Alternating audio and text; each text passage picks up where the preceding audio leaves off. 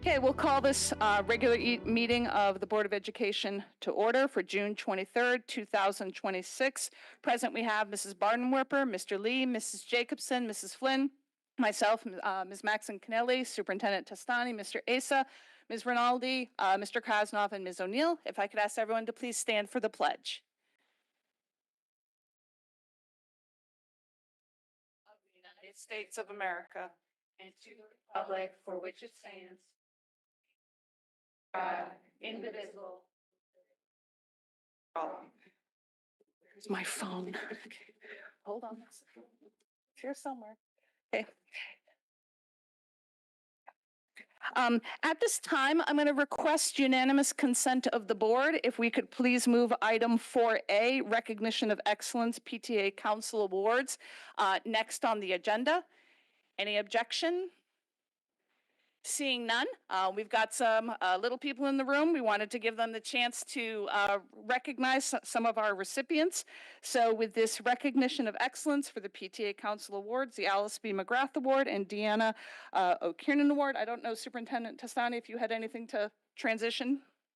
No, I just want to congratulate and recognize all our parent volunteers. I think, as we all know, this is a partnership. I've said this on many of our big ticket items when it came to some of the things that we've tried to tackle this year. But I think just day to day, the love and support that our parents provide the children that attend our schools every day is important to their growth and development here in the classroom, on the athletic fields, in the music room, the art room.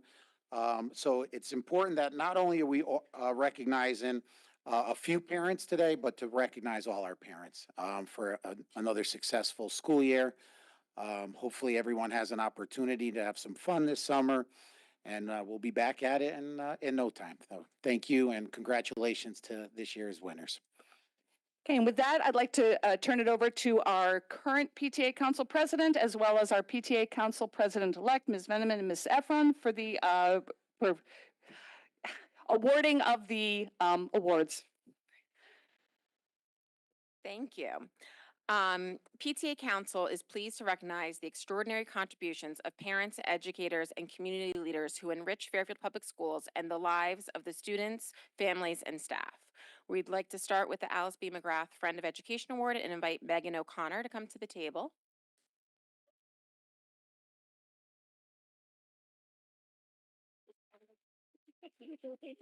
So the Alice B. McGrath Friend of Education Award honors individuals who demonstrate exemplary leadership, not only in education, but in the broader community. PTA Council is pleased to recognize Megan O'Connor as this year's award recipient. Megan O'Connor is an exceptional first grade educator at Stratfield Education School, but also serves as a PTA teacher representative, supporting her colleagues through staff training and school-wide initiatives to strengthen the connections between family, staff, and students. In the classroom, Megan creates a nurturing environment where every student feels supported, challenged, and valued. She recognizes each child's unique strengths and needs, providing enrichment opportunities for those who excel and compassionate guidance for those who require additional support. Beyond school, Megan leads impactful service initiatives, including the annual school-wide hat, glove, and mitten drive benefiting the McGivney Center. Her dedication to helping others extends globally through service trips working with underserved children in Africa, experience that she brings back to enrich her students' understanding of empathy and compassion. Megan's dedication to helping others and strengthen her community makes her truly deserving recipient of this award.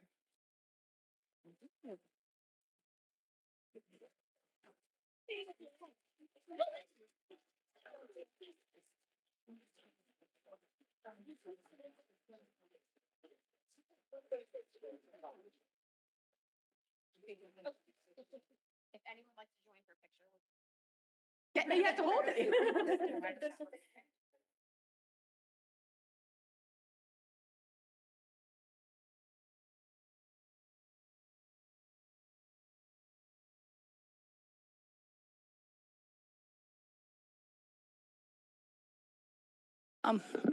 Yes, yeah.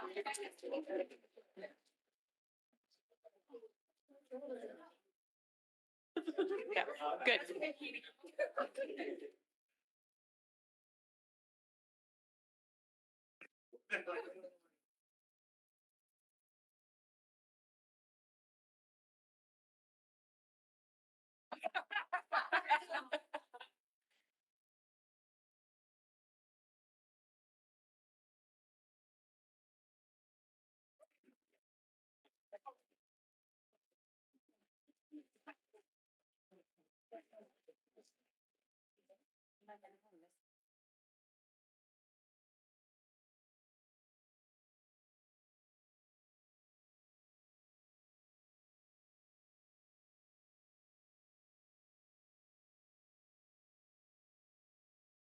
The Deanna O'Kiernan Award, named in memory of a beloved former PTA Council president who worked tirelessly to promote public education, the PTA, and its mission, recognizes individuals whose leadership and service have made a meaningful and lasting impact on our schools and community.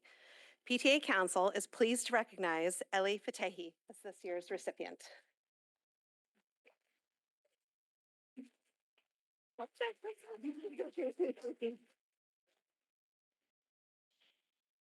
Ellie is a dedicated and visionary PTA leader whose contributions have positively impacted students throughout Fairfield Public Schools.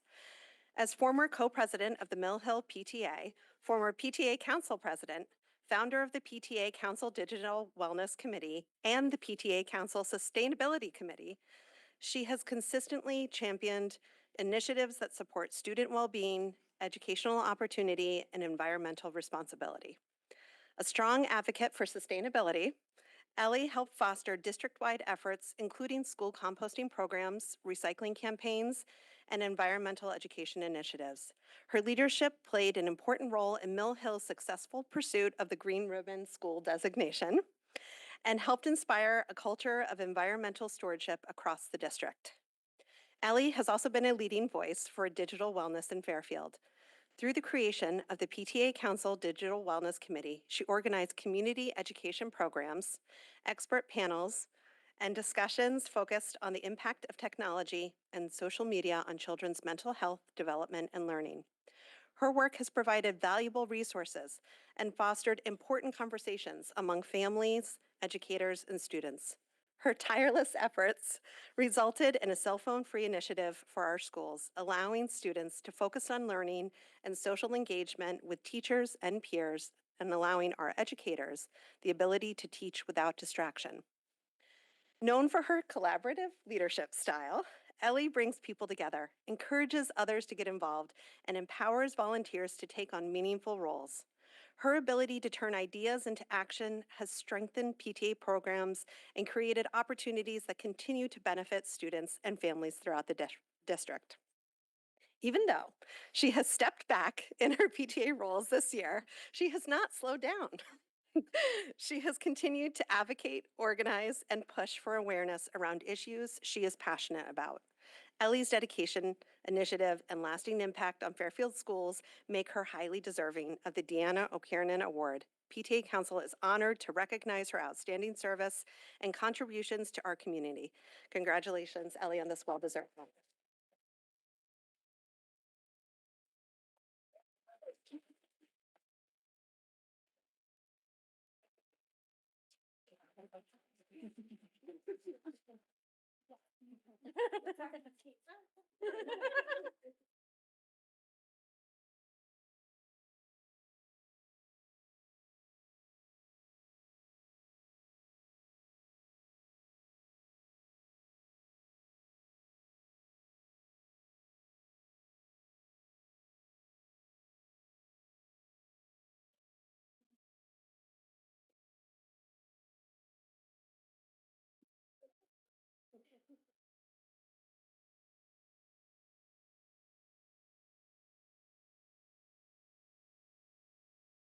Sure, of course. Yeah, I just want to say, because I had no idea who the winners were going to be. And Ellie, just because of the amount of work and communication we've had over the last couple of years, I want to congratulate you. But well deserved, first and foremost. But I just want to compliment you on your approach to getting things done. You do it with grace and you do it with respect. And for that, I really am grateful for the partnership and the friendship. So thank you.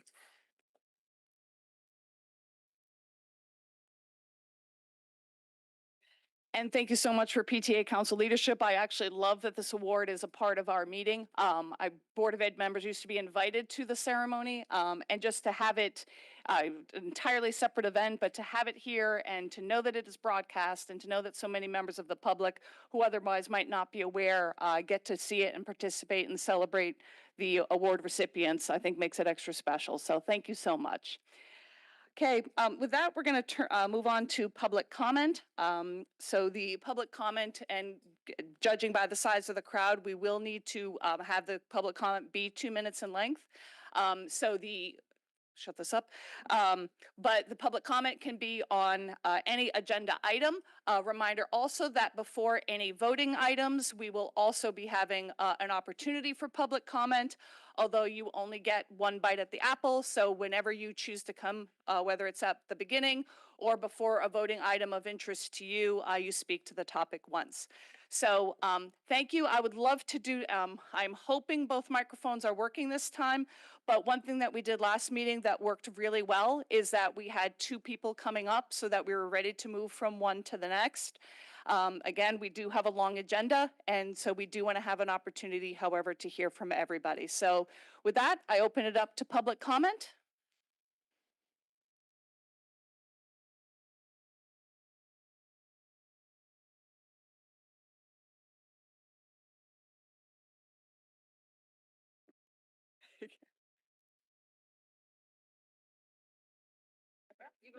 I'll go first. Oh, I get to go first. Okay. Hi, Robin Herda, 1414 Melville. I was looking at all the teacher memes that you always see at the end of the school year, and it's always like the art teacher in the beginning of the year and the art teacher at the end of the year, and how it's like this paintbrush that's crazy. And I'm thinking, and I had my kids in the car for an hour on Father's Day, and it was a great day, but they would not stop talking. And it made me think of the meme where it's like, I think the average 5-year-old says between 200 to 300 questions a day. And all I kept thinking was, yeah, I can see that. It's in my back seat of my car. And all I kept thinking about was put 22 of those in a class. And granted, it's not a full 24 hours. It might be half of that, but that's still like 3,000 questions because they have so many questions. And I will tell you that the kindergarten teachers know everything about our lives because our kids don't stop talking to them. And I worry not just about the kids and are they being seen, and I also worry about teachers. And I've been teaching for almost 20 years, and I can see that they're tired, they're stressed. They're here because they love what they do. But when you keep compounding demand on demand on demand, it's very, very draining. So I advocate for smaller class sizes. I would love to have 21 kids in here so you could see what it looks like to try to run a morning meeting. It's a lot. So I'm looking forward to another robust conversation. Thank you. That's it. Thank you. Is it working? Oh, yes. Lovely. Sarah Clausen, 470 Cornell Road. I want to thank you for including the class size discussion on tonight's agenda, for bringing forth proposals that support change, and for doing the work required to back them up. Please take the next crucial step and vote one of them through, hopefully the one with the lowest number. This will help hundreds of kids come September and thousands more in the future. Today is my daughter Adeline's birthday. She turned 7. She had 23 kids in her first grade class this year. And I'd love to be able to tell her in the morning when she wakes up that she got the best birthday present. The promise of fewer kids in her class, fewer distractions, more attention, more individualized care, and deeper learning. Help me give that to my daughter and all the other children who deserve this gift. Thank you. Thank you. It's my birthday too, and I also want that. Good evening. My name is Lindsay Lauren. I live at 55 Lola Street. I have 3 kids at Stratfield, including twin kindergartners, soon to be first graders, and I'm back to discuss class size. This board heard my comments at the last meeting, and I wasn't intending to speak again tonight, but after Ms. Maxon Keneally joined our PTA meeting last week, I was compelled to come up here and publicly say thank you, not just to her for the 2.5 hours she spent with us, but to the entire board. I may be upset at the current state of the class sizes, but I absolutely understand that you're all here tonight in service of the children in our district. And as a parent, I'm honestly moved by the time and energy you're putting in. But while I'm up here, Stratfield has a critical mass of a critical situation right now. Our community has shown up in force because this issue disproportionately affects so many Stratfield sections this year. But let me be clear, this is not a Stratfield issue. Failure to act now kicks the can down the line, and that can will absolutely land in another neighborhood the next time. That said, I'm well aware there's not a silver bullet on the menu tonight, so I'm simply asking that we not let perfection get in the way of progress. I recognize nobody wants to be having the same conversation in a year or two, but the reality is, if we keep waiting for a budget-neutral unicorn of an amendment that accounts for potential issues with future enrollment and redistricting, we're just never going to find one. And honestly, at this point, I think everyone here already knows that. So searching for perfection really comes off as a performative excuse for inaction. Our children need some version of a solution right now this September. While I certainly have opinions on which amendment I'd prefer to pass, give us the most aggressive and long-lasting option. My strongest opinion by far is that we do whatever it takes to get this solved tonight for the current kids and teachers who bear the brunt of your decisions. Thank you for your time, your commitment to our kids and our community. May cool heads and small classes win the night. Thank you. Hi, John Fatigate, 130 Brookview Avenue, Fairfield. First of all, I want to thank Mrs. Flynn and Mr. Krasnov for stepping up and having ideas and putting things forward. I think that's really exciting, and I'm really happy that all these people showed up and we're all here. I am also a parent of a kindergarten student at Stratfield Elementary, and I'm also their T-ball coach. And let me tell you, there's 3 T-ball coaches and like 14 girls, and it is the most difficult hour of my life. So I don't know what these poor kindergarten teachers have to go through every single day, but I think it's so important that we're committing that we're going to do something about this, and that we want to work towards getting smaller class sizes. And you know, a lot of parents, these text message threads all day long are, oh, did you hear a new family moved into town? Could this put us over the threshold? It's this, like, this is on everyone's mind. This is important to so many families. I can only speak for Stratfield Elementary, where every single family is talking about this every single day, but I'm sure it's throughout the entire district. So I want to thank you, and I really, really urge you to please do something to get class size down. Thank you. Thank you. Good evening. This is my first time. Uh, my name is Shannon Pascone. I live at 366 Buena Vista Road. I do wear many hats in the community. For the past 3 years, I've served as the PTA president at Stratfield. I also am the proud mother of an incoming 5th grader whose educational experience will directly impact the class size decisions at Stratfield. As of this fall, I'll begin my 20th year as an elementary school teacher in the district, a role that I take as an honor and a privilege. I'm here tonight because class size is about more than the number of students sitting in the classroom. It's about the quality of education we provide and the relationships that make that education meaningful. Every child walks into school carrying unique academic, social, and emotional needs. As educators, we strive to meet those needs while helping students grow, learn, and feel connected. That work becomes increasingly difficult as class sizes grow. Next year, teachers will continue implementing significant district initiatives. We'll enter our 3rd year of HMH Language Arts, begin a new social studies curriculum, introduce a new social emotional learning program, and continue supporting students through Bridges Math. These are important investments in our children, but their success depends on teachers having the time and the capacity to effectively support every student in front of them. I take great pride in my work and in serving the students of this district. Smaller class sizes allows me and teachers to build stronger relationships, provide more individualized support, and create learning environments where all children can thrive, both academically as well as emotionally. I respectfully ask you to consider reducing class sizes so that every teacher can provide students with the high quality education and attention that they deserve. I appreciate your time and your dedication. Thank you. And if we could have the next speaker come up. Good evening. I'm Nina Fatahi. My daughter is going to be a new student at Riverfield. She's going to be part of the large incoming 3rd grade class. There's currently 7 students, unless there's any that have been added since the end of the school year. She will be part of a class of either 24 or 25 children next year. Last year, her class size was 20 kids, and she frequently complained about how it was just so loud in the classroom. And it made me really sad to tell her, well, not only do you not want to move, but your new class is actually going to have 5 extra kids in it. I was looking at the class sizes across the district, and I hope that you've all looked at that because it shows that there's serious inequities. The 2nd grade class, last year's 2nd grade class at Riverfield was the largest by far by multiple children. The average is between 18 to 20 perhaps 21 kids, but at Riverfield, there was 24, 24, and 23.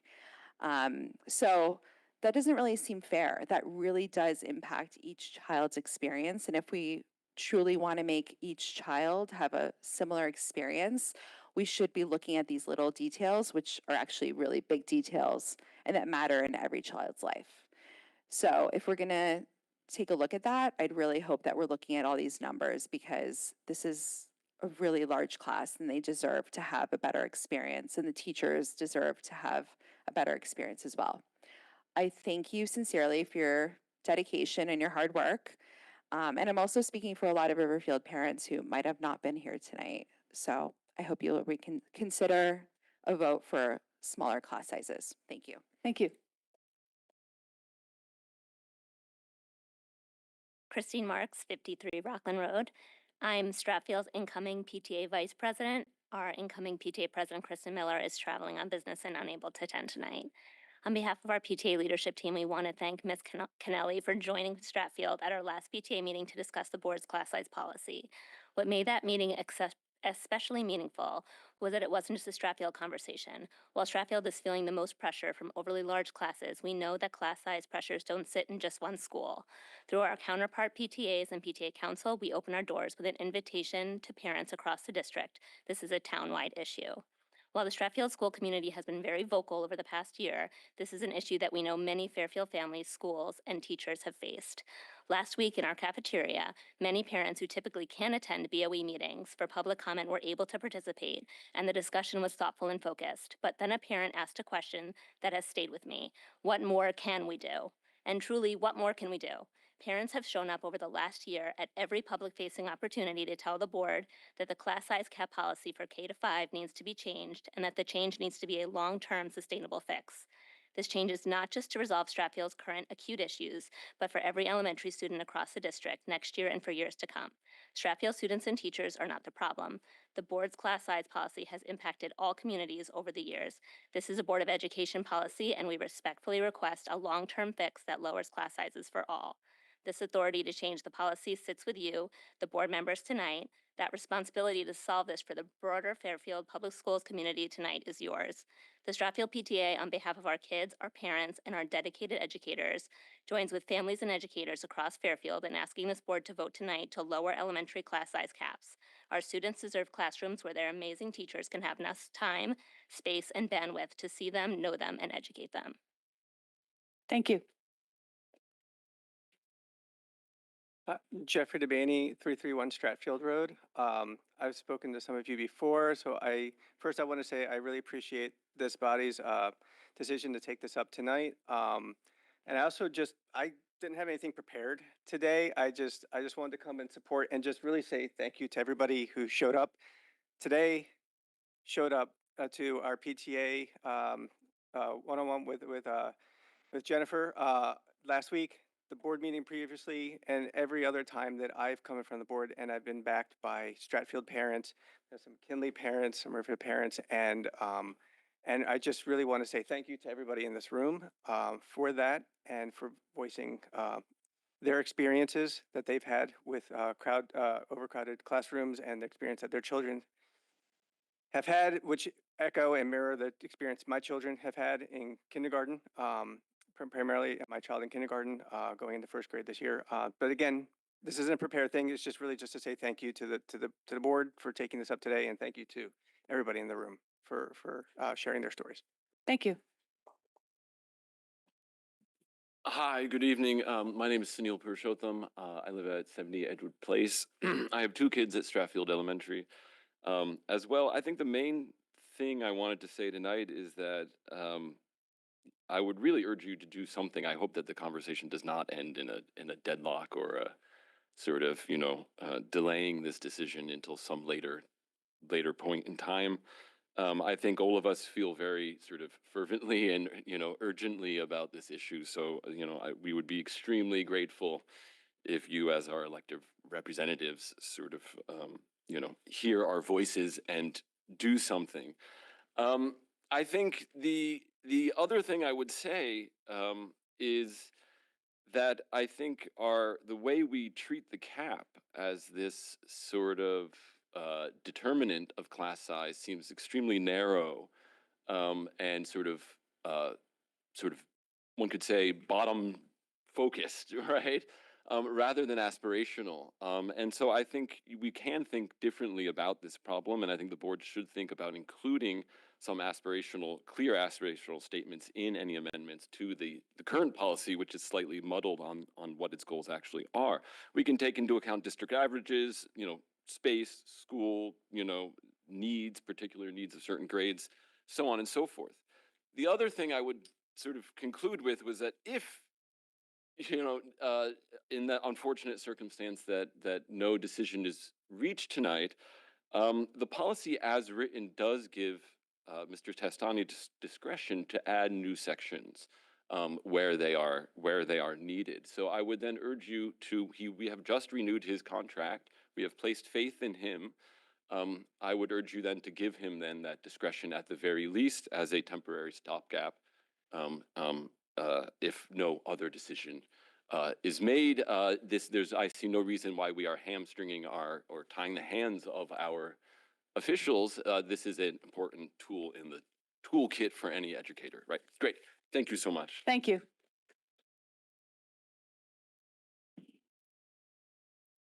Back.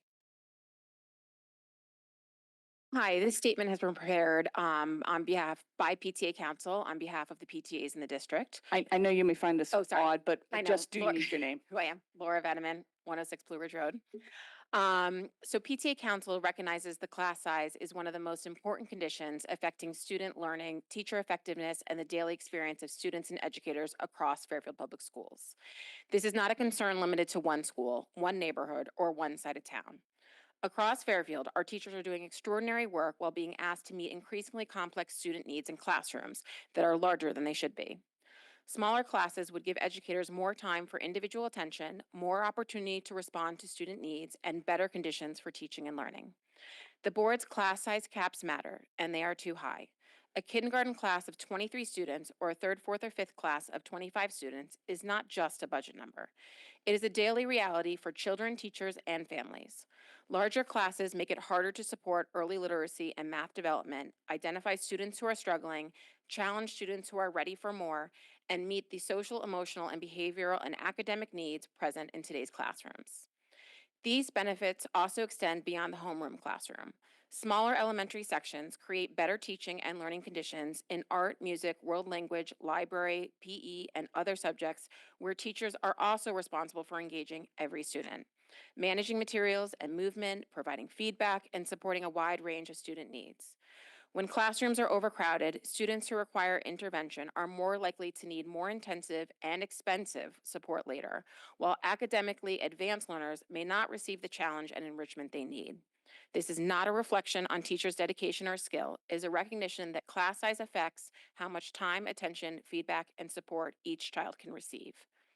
Starting the school year already at cap provides no room for predictable enrollment changes.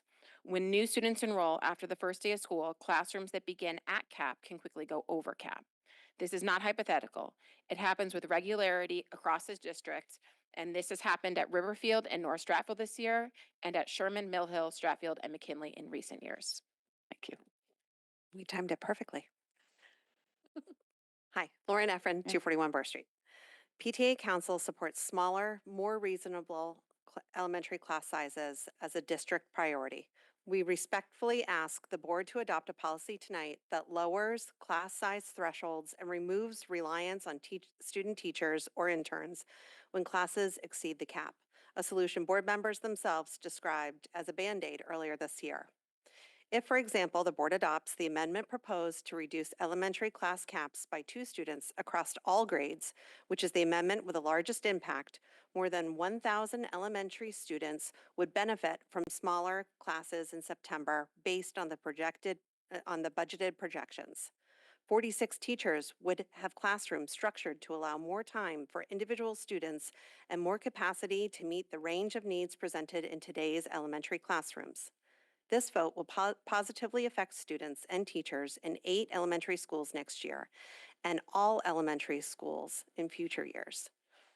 PTA Council respectfully asks the board to seize this opportunity by voting to lower elementary class size thresholds and directing the superintendent to develop an implementation plan identifying the staffing, space, and budget resources needed to support smaller classes across Fairfield Public Schools.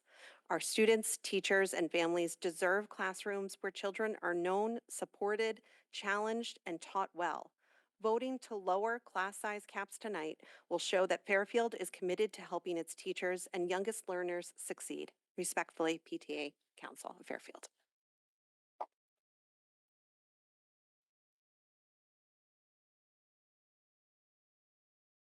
And again, if there's Hi. going to be another speaker, if you could please come up.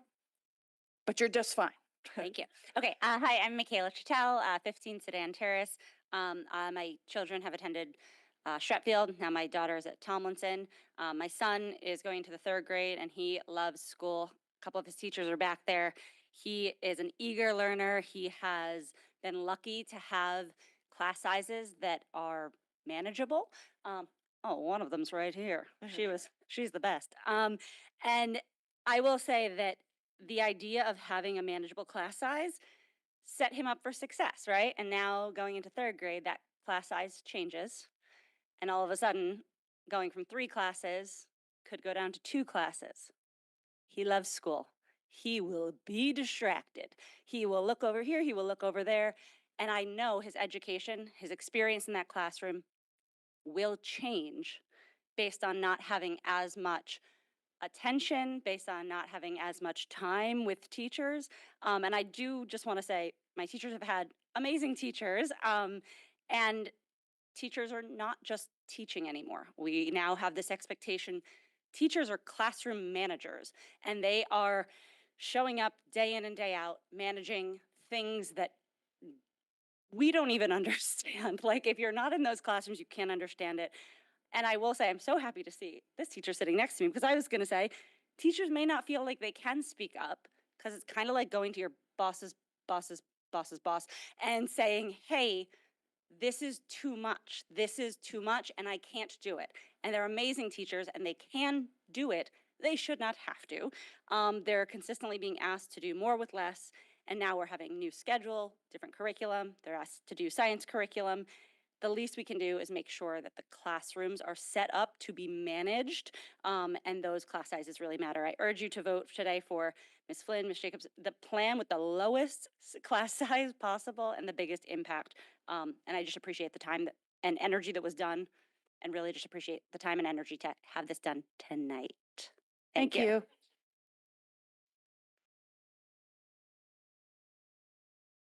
I don't think it's on. Just press the button once. Green light should go on. Megan O'Rourke, AG. Hi. 41 Rockland Road, but more importantly, kindergarten teacher at Stratfield Elementary. As a veteran teacher, I have had the privilege of dedicating 22 years of my life teaching kindergarten, pre-kindergarten through 4th grade, the last 4 of them at Stratfield Elementary. I can tell you that class size does make a difference. The Board of Ed's goal is to create a culture of deliberate excellence through its commitment to nurture the potential in all students and support their access to curriculum and opportunities. To nurture means to care for and protect someone to help it grow, develop, or succeed. My kindergarten students, all 23 of them this year and all 23 of them last year, need to be nurtured as they begin their school journey in the Fairfield Public Schools.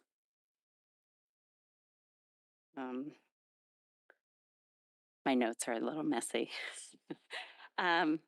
So I am here to ask you that a smaller class size will give me the opportunity to not only teach academics, but to nurture our youth as they begin their journey.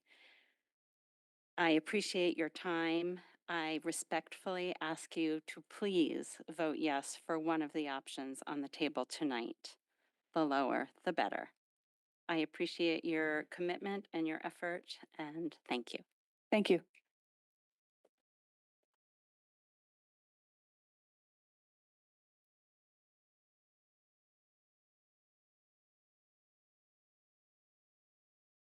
Again, if we have another speaker, if the other microphone could be taken. Oh, no? Okay. Alyssa Kent, 186 White Oak Road. I've been a parent, I'm going to speak directly about Stratfield because that's where I've been a parent. Been at Stratfield School since 2017. Some of you have been hearing me on this topic since 2019. I still have 2 more years to go, and I'll keep going for a long time on this topic and others. Um, so I'm gonna just give you some anecdotal stories of what happens when we have these rigid cap sizes and we have situations that seem like they're one-offs, but they're real and they affect real teachers and real students. So we'll start during COVID, when there were classes that started to get towards class cap. Would you believe that special ed delivery had to change during that time because we physically couldn't distance people in the classroom? Push-ins became pull-outs, or push-ins moved from providers to paras. Real things happened. Those things happened. People got emails on those things. After COVID, we dropped to 2 sections for a particular classroom. Started at 25 and 25. About a week into school, we got an extra student. So we went to 3 sections. That happened maybe on the 3rd week of school, 4th week of school. So kids were split. A lot of sad kids left Miss Reese's class. It's back there. We created a new section. It was disruptive. That teacher unfortunately had to be removed from the classroom.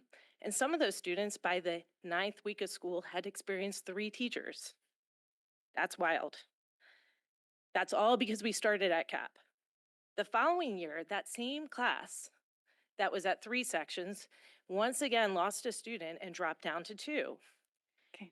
I'm sorry, I do need you to wrap it Yep. up then. But the Math Academy had just closed. So we went up to 27 students in a math class because we had to bring in Math Academy students. So we exceeded our cap. Okay, I'm but it was sorry, okay I do for need math. you to wrap Yep. it up. Thank you. Thank you. I appreciate you. Please find some pathway to addressing this. Thank you.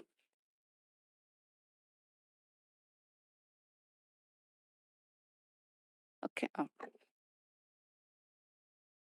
Hi, is it on?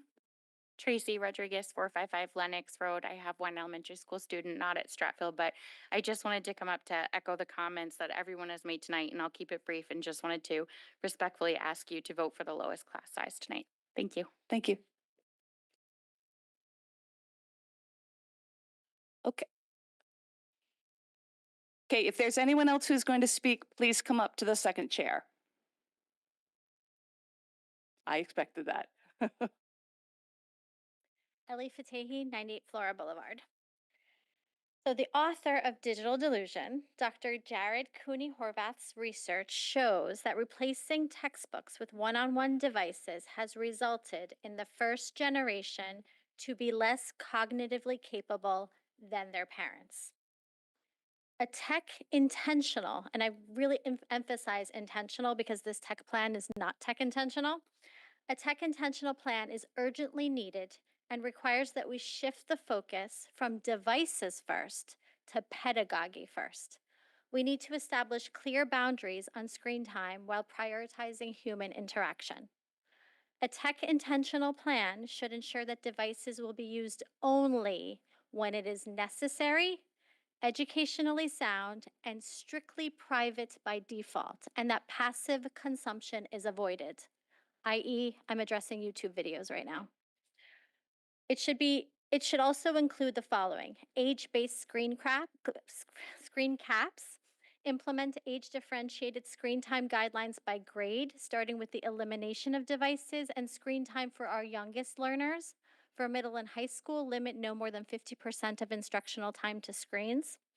Analog defaults, emphasizing non-digital unstructured play and real-world skill building. Schools should rely on paper, pencils, and teacher-led instruction as the default for core subjects like reading, math, and science. Let's reconsider YouTube videos in lieu of textbooks. Data, privacy, and transparency. We need strict vetting of EdTech vendors and obtaining informed voluntary consent from parents before students are subjected to data collection or tracking tools.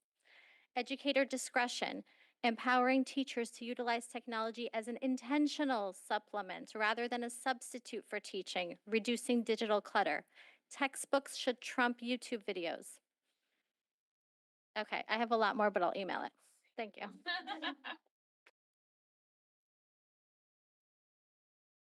All right, with that, we're going to move on to item 4B, which is our first reading and presentation of curriculum changes. I'll turn that over to Mr. Testani. Dr. Zavajancic is here. Unfortunately, some others could not be here to join him because of their vacation schedules, being the school year ended a week ago, but you got him front and center, so.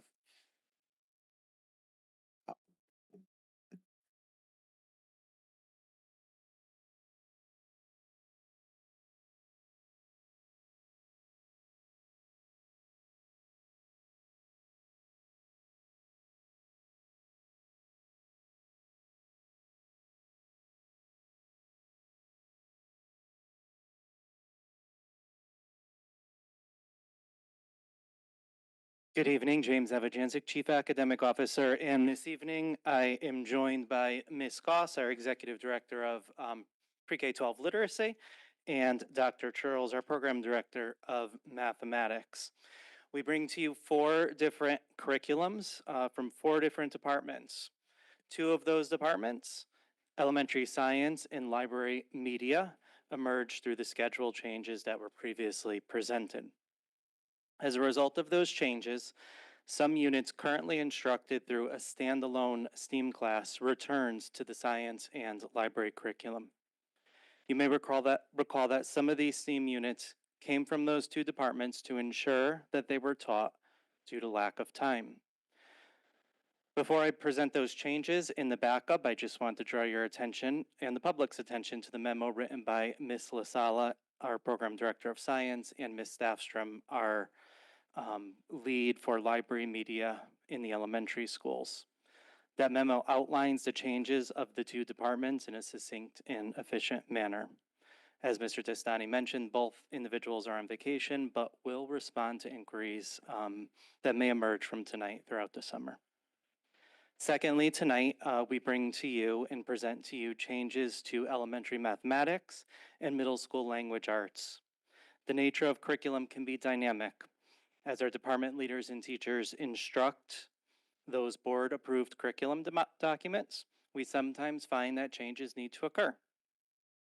This is the case with these 2 departments, specifically realignment for K-5 mathematics and providing transparent documents for 6-8 language arts due to reading and instructional materials.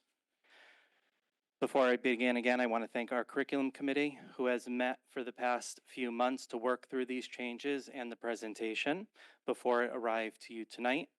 The documents that are before you have been redlined to note the changes with the actuals and are posted online or were posted online in May. Moreover, I'd like to thank each of those department leaders and the countless teachers that worked on this challenge while teaching to read, review, revise, and edit the documents to ensure a viable curriculum over the next school year. Their commitment does not go unnoticed.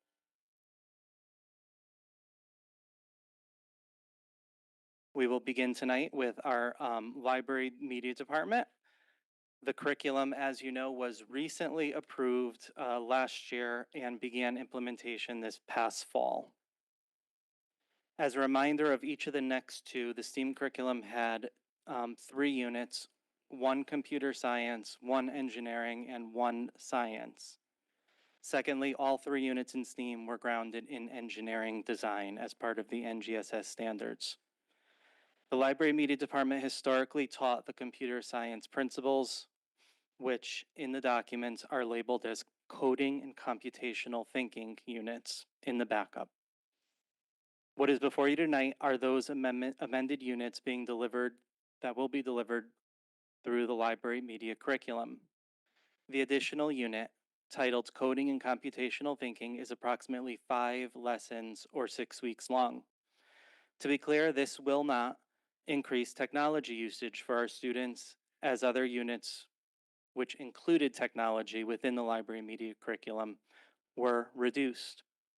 For example, in grade 1, you'll notice both units 2 and 3 labeled Navigating Approved Applications, and the research project will no longer require a final product that requires the use of approved applications in order to communicate ideas, create products, or share findings.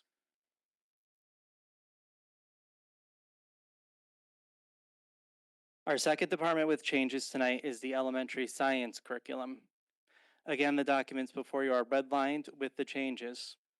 We're excited about the changes to science with a consistent period of instruction throughout the school year, alternating, of course, with social studies. The dedicated time will allow the science standards to be taught with integrity in day-to-day lessons. Many of these standards you see tonight were shifted from science to STEAM due to time constraints that couldn't be managed in an existing framework. The elementary science, both similar and slightly dissimilar to library and media, took an approach of both adding a unit or units or integrating standards and content to existing units for the science department. Each grade level, except for grade 1, will have either a new unit or integration of the science STEAM units in the proposed curriculum. Grade 1 is the exception due to the fact that it did not have grade level science standards in it. The unit was titled Pollinator Habitat Design, which is in the grade 2 standards and curriculum before you. Kindergarten, grades 2 and 5 have an additional unit. Kindergarten will now have a new energy unit. Grade 2 will subsume the Pollinator Design unit, and grade 5 will include a space unit.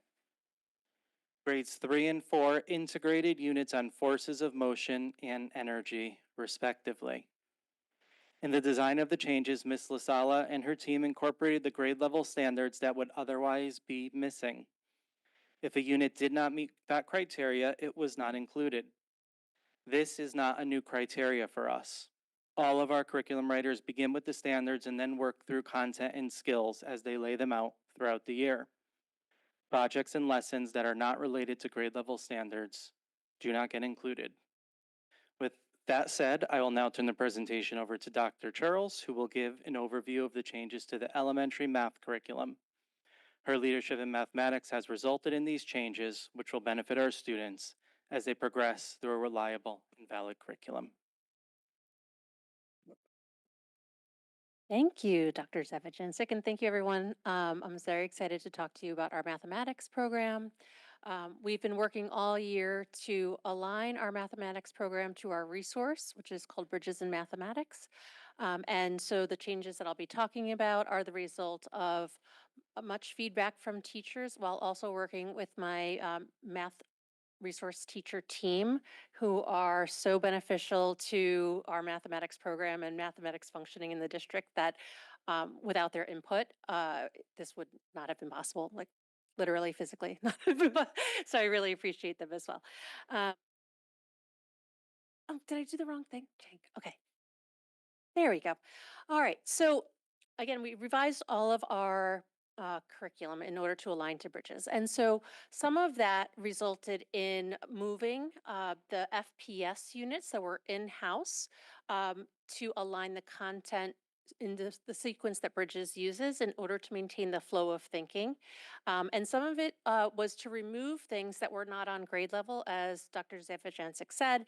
Some materials that we had in our FPS curriculum were off grade level, so this allowed us to take a look at our standards and take a look at our curriculum to make sure that we are teaching the grade level appropriate standards.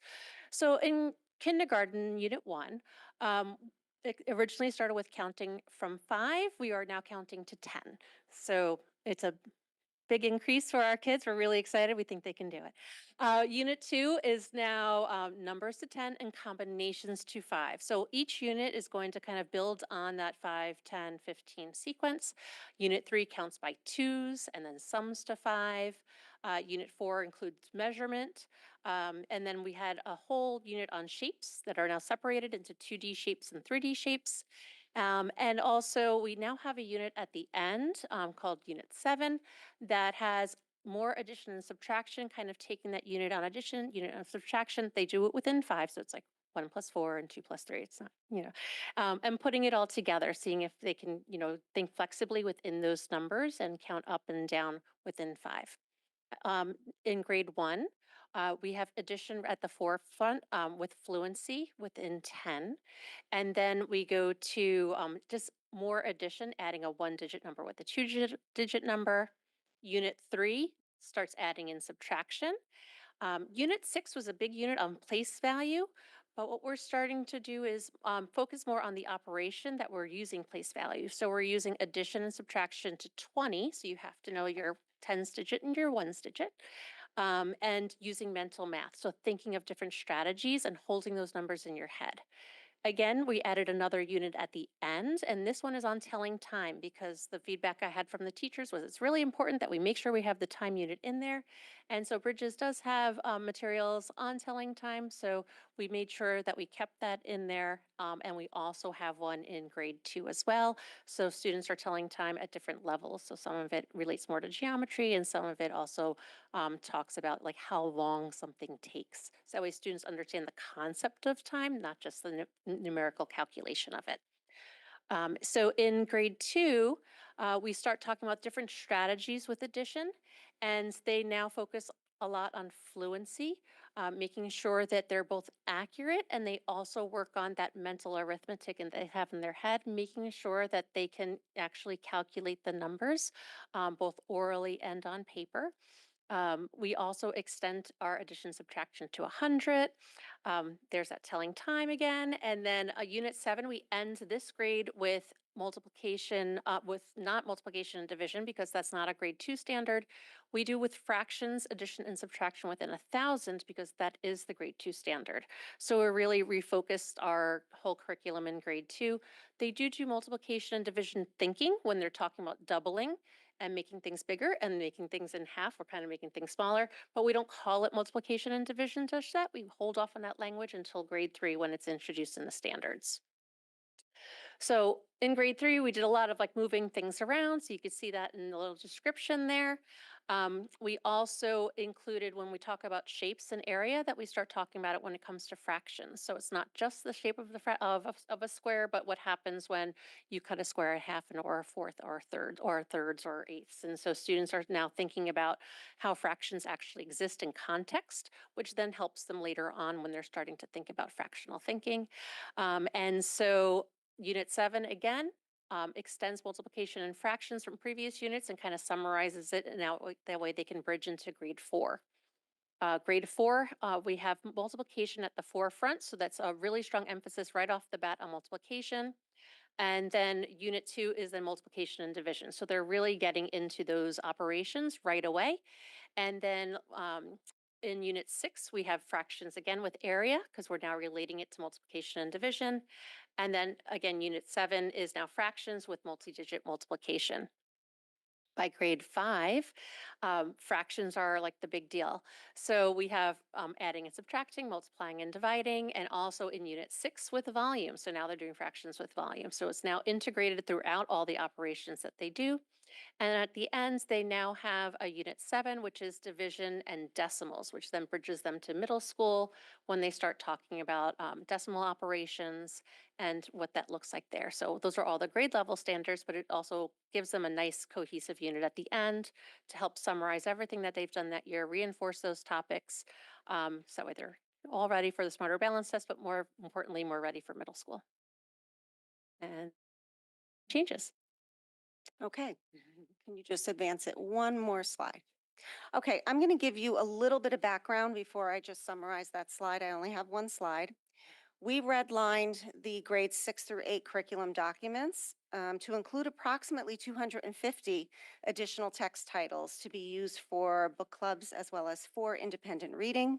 These texts were selected based on the books that we already owned from our book rooms that we had in all 3 middle schools. These book titles, we already had multiple copies of, and these are aligned to the content that was aligned with the units.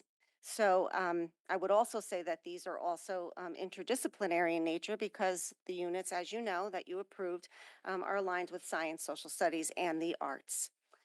So according to board policy, we know that we do not need to seek approval of trade books, but however, these have the potential to be read by all students in the course. And so as I mentioned, we do have multiple copies of them, and they are explicitly aligned to our units. And so we are rounding out our text set, so to speak, to build students' knowledge related to our essential questions and enduring understandings of our units. And these trade books that are redlined in the documents that are currently not part of our curriculum for teachers to select from, but they should have been, and teachers have not really been given the guidance that these align with the content of each of the units until now. And so that's why we're here today. There are units within the middle school curriculum that require students to choose books from a book club list, as well as for independent reading. And not only do we have our assured text, all of these books are connected because they're topically related, they're thematically related. And so that's what we want to do. We want to create lists that students could choose from that will further enhance their study of that unit. So not only will they have these resources there, we want them to make sure that they are not choosing from outside of that list, I should say. They choose from that list in the curriculum once they are part of this curriculum. So that's kind of a little bit of a background. I'll summarize the changes for you. So as you see on the slide, they're in grade 6, and I know that I threw out some numbers yesterday at the curriculum meeting. I went back and added them up, so good thing I'm not in charge of math. So in grade 6, we are proposing 97 additional text titles, and they are added in 3 of the 5 units to be selected for book club experiences. There are 5 units in every single grade level, grades 6, 7, and 8. So 97 titles in 3 of the 5 units, and those are in units 1, 3, and 4. In grade 7, there are 29 book titles being added for both book club experiences and independent reading in units 1 and 4. And then in grade 8, we are adding 121 book titles in all units, units 1 through 4, with the exception of unit 5, because that's Shakespeare, and that stands to reason. So that sort of summarizes that slide there. I will say that, in addition to the assured text that the students are reading, they are required to read for book clubs and independent reading. We did kind of take a look at the volume that students were reading across all disciplines, and they're reading between 9 and 10 whole books across each grade level at the middle school. So that's kind of why we want to make sure that these texts are in the curriculum. So this way they have the resources. And imagine what this is doing for new teachers that come on board too. And it's providing that guidance for them. And they don't have to go to that book room, and they don't have to say to themselves, well, which text aligns with which unit and which ones can I connect? And when you think about the standards, to do the work of the standards, students need to be able to think across different texts and how authors are dealing with themes and subjects across different texts. And so this will actually really help in that regard. So thank you for your consideration.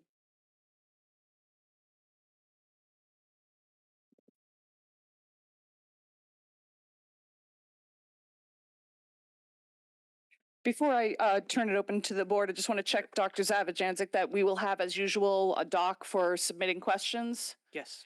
Okay, so that just a reminder that this is obviously a little bit of an unusual timeline. So this will be up for a vote at our first meeting of the new school year before, I don't remember the dates, but so that will be a voting item, so that if there are things that you have considerable issue with that you would be looking to have as changes or what have you, we do have the summer for that conversation. I would certainly hope we wouldn't have any surprises the night of the meeting. Please, avail yourself, through me to Mr. Testani to ask for time, conversation with staff using the Google Doc, which we'll get the answers when staff is in. I know that this is a time for people to take a break, well deserved. But again, this will be a voting item, so it's important get your questions answered now that you can. use the summer for others. And if there's anything, again, that you really want to advocate for change on, please work with staff on that topic. That said, if I can open up to any questions, Mr. Krasnov. Thank you very much, and thank you for the presentation. I just want to say to your staff and through the chair to the board, we had a pretty lengthy discussion yesterday about it, asking a lot of, why, what, how questions. So if anyone does have questions or concerns, I do hope you at least listen to the curriculum committee meeting and may give you some clarity as to why some of the changes are happening, especially in terms of the math and the ELA, and then how STEAM is folding in. Some of our questions were, is there actually going to be some more time now to dedicate to some of the STEAM? Because STEAM was the STEAM sections that are going in were only once every 6 days. Now they're going to meet possibly for an entire week for 45 minutes. So we did have a lengthy discussion of that. So if that's any of the questions or concerns anyone has, I do encourage you to listen to the meeting. Again, thank you. Okay, other questions? Mrs. Jacobson. Thank you. Thank you for the presentation. My first question will be for science. I did meet with Ms. Lasala independently, just so everyone knows. I don't see her here tonight, but I appreciate the time that we spent together. My first question should just to clarify for the board and for the public that this curriculum, one of my main questions was, is this now what we're adopting going to be what K-5 will be through the science rewrite? And the answer was no, that this is a stopgap measure, and that we would be having our teachers do this year's, then implement next year's, and then when we get a new curriculum, it'll be different. Is that just to verify that's the case? The elementary school curriculum is in review and just for the public's knowledge, there was a status update, I think it was in May, on science. It'll come before the board K through 12 in the fall of 2027. And so yes, the short answer is yes. All of the grades, courses, and levels will rewrite their curriculum in order to meet standards, to match any instructional resources they choose. So yes. What's before us tonight is not going to be what that will look like when it comes to us at that time. It's too far in the future for me to say. It won't look exactly like this. You'll obviously note the change in structure and how we write curriculum between what we did in then and now, so it won't look like that. I'm sure there's going to be things that carry over, and I'm sure there's going to be things that are shifted as a result of the review. Thank you for that. I'll move on to my other one. Oh, the last thing on science is I had mentioned when we talked about this, and I can't recall which member it was, that I was going to make an amendment to the board. I still plan to do that. If it is helpful for you to know that information tonight, I'm happy to do that right now. I will to amend the 5th grade in order to include the invention convention. I just went through these comments from the public that they submitted to us, and it was mentioned 8 times in the 10 pages. So that's something that I think is important as we're removing the lab from K-5, which I see STEAM as the lab. All science has lab. So they're not going to get it in kindergarten, 1st grade, 2nd grade, 3rd grade, 4th grade, 5th grade. I'm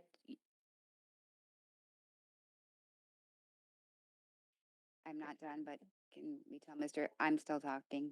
Okay, one of the things I did send the board that email regarding how we're going to conduct the meeting. Right now, Mrs. Jacobson, you have the floor. I'd like you to keep it, finish your time.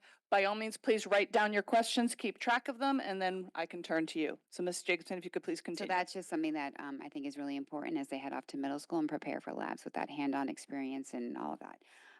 The library media, I have a question on. So it's a 1-to-1 swap. Cut 5 classes per grade for a total of 30, add 5 coding classes per grade.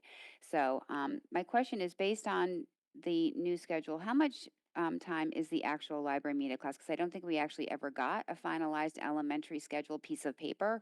Is it 45 minutes? Specials are 45 minutes. Okay, so knowing that there's 5 additional minutes 30 times a year, and we're doing a 1-to-1 swap, when I'm doing the math, you could have added the 5 coding classes but not cut the other 5. My concern on that right now is that the biggest hit of domains that is reduced across K-5 is the research process, followed by creative collaborating in exchange for coding. So I have concerns on that. So the math to me shakes out that we wouldn't necessarily have to cut 5. It could have been add 5, reduce 3, just from a time perspective. So that's just some of my math on paper, if you wanted to address that. if you'd like me to. Sure, it's up to I you. don't want to interrupt your No, go ahead. train of thought. Okay. I would say that the curriculum documents, although it says within their 5 classes, they're not always a minute-to-minute document that goes forward. So you guys see content and standards, you don't see lessons. You'll notice Ms. Staffstrom placed, for example, that some of the coding and technology piece may not live directly in the 6th unit. It may get integrated in one of the other units as well as we move forward. So I wouldn't look at it as a math problem of addition and subtraction only. I would look at it as a holistic curriculum that gets done throughout the 32 or 31 classes they get throughout the year.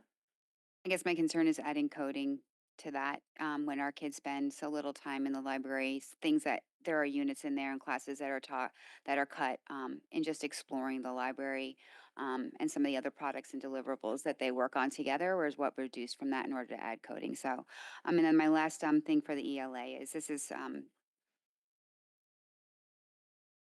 we don't approve trade books. There was a specific, very long conversation and policies decision on that. What I heard is that you want to provide guidance to educators on books that can be used for book club. We don't need a curriculum change to do that. You're free to write that guide. I don't think that this board, and I know me, should get into the business of approving or not approving literature book lists. Is it not possible to achieve that same end without such a list? Is my question. It is? I don't know if you were going to answer. I don't want to answer that. It's not Turning that possible over to to Dr. achieve that same Jansen. end and goal to aligned choices with the units and the standards that you are without a Board of Education approving trade book lists. I would say that the difference between trade books that are typical of a classroom library versus a curriculum document are different. So although there's a name that's the same, telling a group of students you may only choose from this list of 10 books makes it a curriculum decision versus pick whichever book you want that's a trade book in the classroom or the library and go for it, which I would say, to your point, we can do without problem. Can we do it? Sure. I would believe it's in violation of the policy that's written if we did. Why is that? Because it's part of the curriculum. The books are part of the curriculum. The teacher can't stray from them. I'm just using 10. I know there's more numbers there, but if there's 10 in Unit 2, no 7th grade teacher should be choosing outside of those 10, meaning we've dictated Meaning you're going to make them books. bigger. You're going to make the list bigger. If we were to make the list bigger after this, we would go through the administrative regulations, which is the teacher brings forth a book.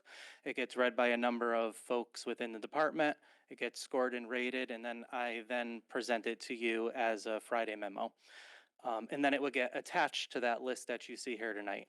So it would look odd, I would say, if you didn't see the first list, and then all of a sudden you see a new book show up 2 years from now and say, well, where's the original list that this book is getting added to, which you don't have without this change. So then walk me through your understanding. I'm going to be done, Mrs. Maxon Kennelly, and move on. Why do you think that this is a violation of the policy when we explicitly excluded trade books as something for this board to vote on? The trade books were excluded as textbooks, which were everybody reads the same book, but they were not excluded as part of the curriculum document.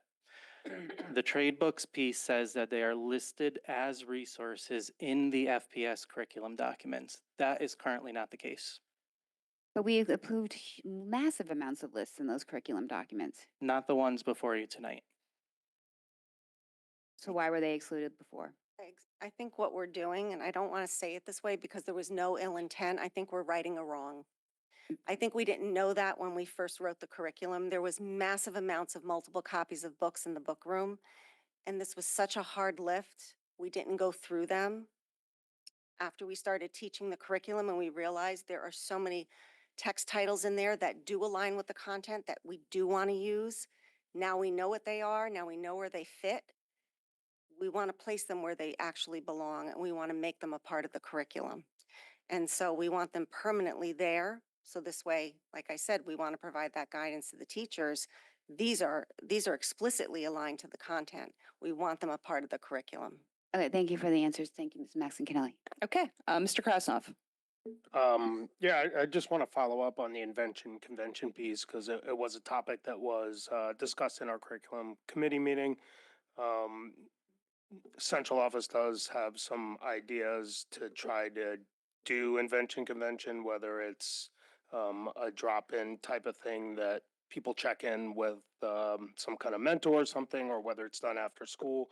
But through the chair to Ms. Jacobson, please, if you are gonna put an amendment forward to add it to the curriculum, can you please let us know what you would like removed? Because I just don't want to get into a situation when we do not have enough minutes again to get something back into the curriculum so that it fits.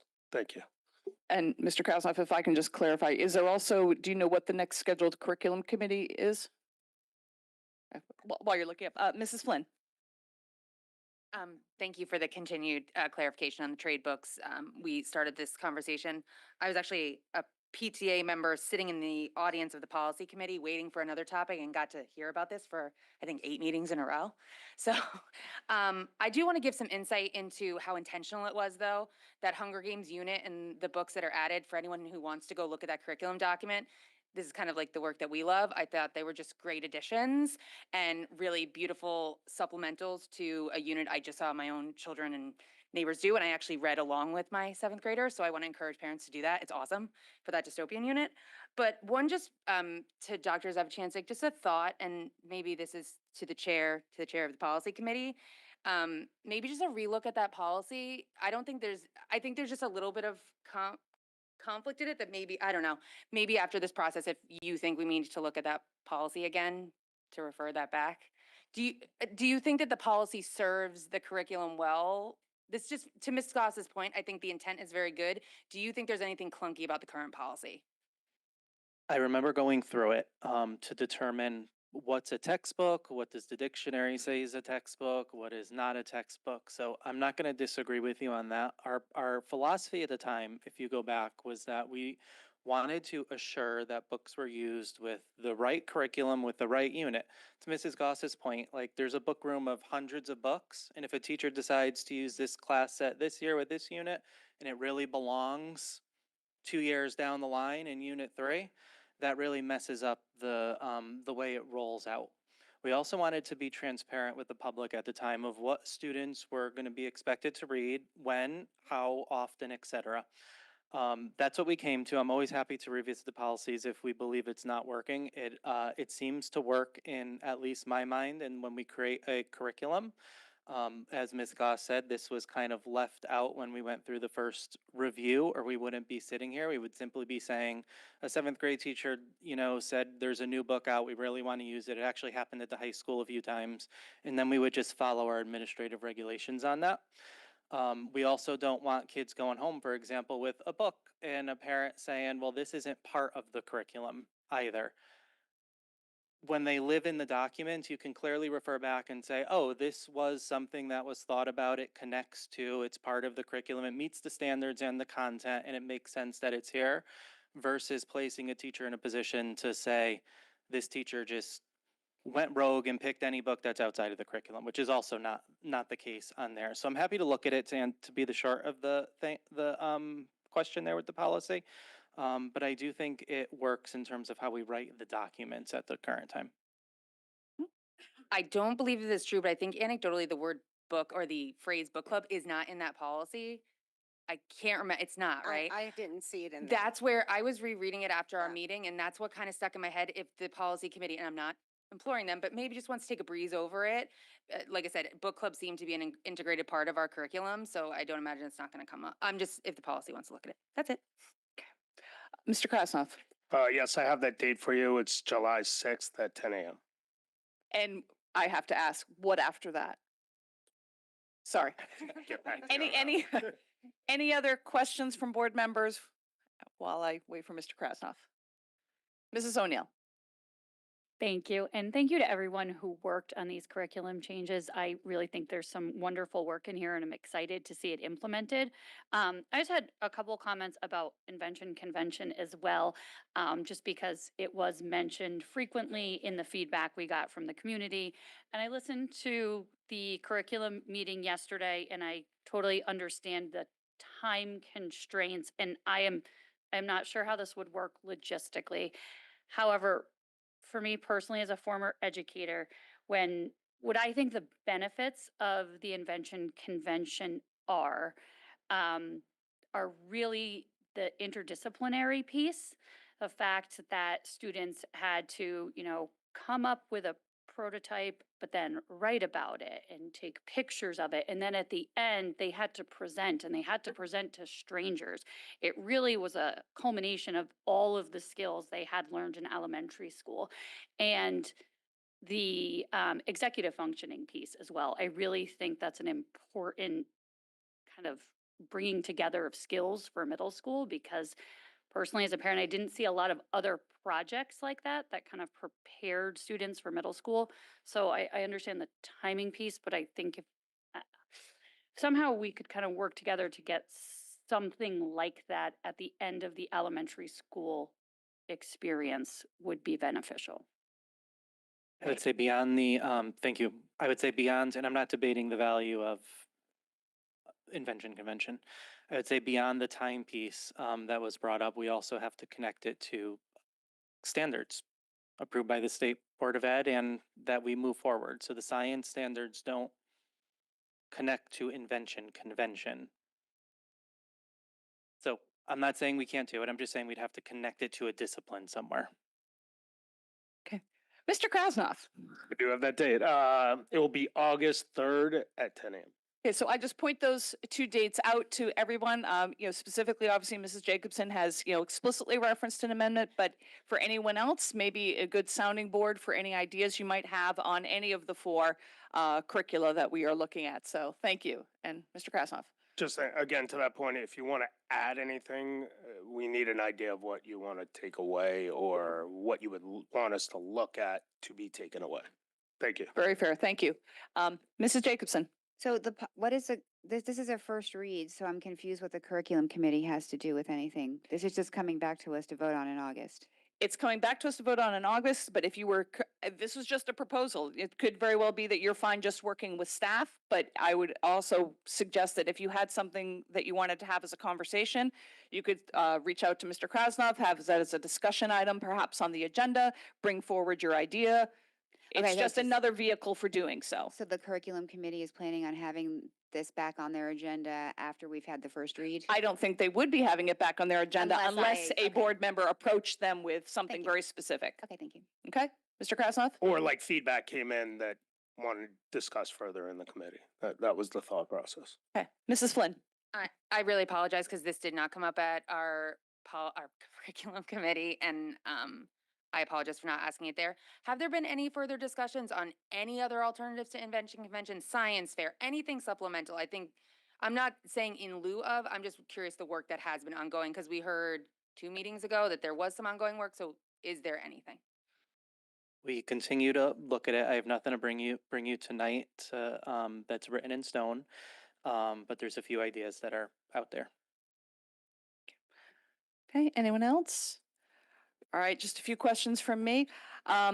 For the library media, the one thing, and I'd heard this as a comment from a parent that and mine was solely focused on the research process, was that idea of that product that was created. Nowhere does it say presented. And I just, hearkening back to Ms. O'Neill's point about something that was included with invention convention, I know when my children a while ago were in elementary school, that was, there was those presentations parents were invited in for, that the children made. Nowhere is that clear in the curriculum document that that's happening anymore. And it just, I noticed there's, organizing their gathered information and creating a product. Grade 2 is synthesizing their gathered information. Grade 3, creating a product. Only in grade 4 does it say option to create with a partner, and then there's specific mention of a multimedia tool in grade 5. I'm specifically interested to about the speaking, that they might be creating these products, but when are they talking? And getting that opportunity to present, because whatever happens with science, that used to be a really valuable experience in library media. So I'm not looking for feedback, just wanted to say that. One other thing that I had thought that when we were talking about that the STEAM block was going away, that one of the things that we were not going to be able to incorporate was engineering, and that was something that got a lot of parents upset. And yet I saw engineering mentioned several times. So is that a change? Because I'm pretty clear on my impression. I wouldn't call it a change. I would say that there's a nuance between this. As I mentioned, NGSS standards have engineering in them, so engineering gets done. To your point, so the science units in the STEAM curriculum had engineering, but there was a standalone unit called engineering, which is the one within the memo that you don't see a natural connection to, but there is definitely engineering design principles that are included in the science curriculum. It's just that it was the way that we labeled it when we had the STEAM curriculum, which I think is what got in the way. Okay, because I was very encouraged to see that, because those were, again, very clearly design-oriented engineering at work. So it's unfortunate that there is the storyline out there that engineering was lost when it clearly, or at least as the documents are currently envisioned, very much still a part of their elementary experience. It is there, yes. All right, next, math. One thing I was very interested in is that this is the first time I've ever seen a curriculum document where the units were explicitly tied to a resource. And that was very unusual for me, because usually the idea was if we decide to switch a resource, the units are the units. And I was wondering if you could explain that decision with this. I'm going to say the textbook is not the curriculum. Right. Right. We don't go page by page. And I would say that for all of the, you guys just approved the social studies as well. We don't go chapter one on, but we found when we've created a curriculum and then found a resource, and this is years and years ago now, they didn't match. And then we were left with a curriculum and a book that, I'm going to say a resource that didn't match each other. So the books either sat on the shelf or the curriculum did. You'll hear frequently, for example, in the math curriculum that there's the Fairfield units and then the Bridges units currently. That became problematic because the Fairfield units sometimes weren't grade level and sometimes had no connection to the resource and thus no connection to the unit that followed or came before. So it's very hard to assure a curriculum when there's no standard scope and sequence. And resources do generally a good job of that. They work backwards from where the standards are and they say you need to learn X before you learn Y. And if we're just going to make our own system up of that, sometimes you miss the X and you get to Y and everybody wonders why students don't know what they need to know when they get to that unit. So we have begun tying things closer to resources where they make sense and then filling in gaps where they don't make sense as well. But we have to make sure we have a standard process for it. But before you answer, I think I need to rephrase my question. I never questioned that was done. First of all, the work on those math elementary documents, it was amazing what you have done. And knowing what you also did with some high school courses last year, you've earned your vacation. It was more that, why wouldn't that just simply be in the implementation guide? It really was, my question was more simple than that. So- Just the explicit mention of the resource like that was unusual. It was because teachers had reached out and said, can we take the Bridges unit here and move it here? So by explicitly tying the two together, they can then see the Bridges unit, they had asked, I remember particularly, I think it was third grade, can we move the division up so it's closer to multiplication instead of later on in the year? And so when rewriting the curriculum, I looked at how Bridges aligns their resources. And I looked at every single page to make sure that the standards, if we did move it, wasn't going to skip anything that would have been in between. So I really wanted to make it very explicit to teachers that yes, we can do this and we're all going to do it together because it fits sequentially with the content and the standards that we want to address, and it doesn't miss anything. And so that's why I really made it, I don't tell them day to day that you have to follow exactly every lesson there, but that's the resource that fits with that unit. Okay. Again, I don't Yeah. understand the change. I don't question any of the decision-making behind it. It was simply that unit one is bridges this and it was just, purely a communication tool, so that way teachers and the know. implementation guide doesn't do that? We're working on the implementation Okay. guide right now. It's really not that big a deal. So It was this at just least will unusual. help guide our implementation guide work as well, because it's really clearly there. If we're going to build the implementation guide, that's where we're going to pull it from, and that's the sequence that we'd like to do our implementation guide. Okay, then one other question about grade 2. I have never seen the phrase before, friendly benchmark. That is not usually something I associate with benchmarks. I was just wondering if you could explain what that is. Sure. So when we're thinking of numbers and you have a number like 18 and you want to count to the next friendly number, a next number that you may know, we would call that 20.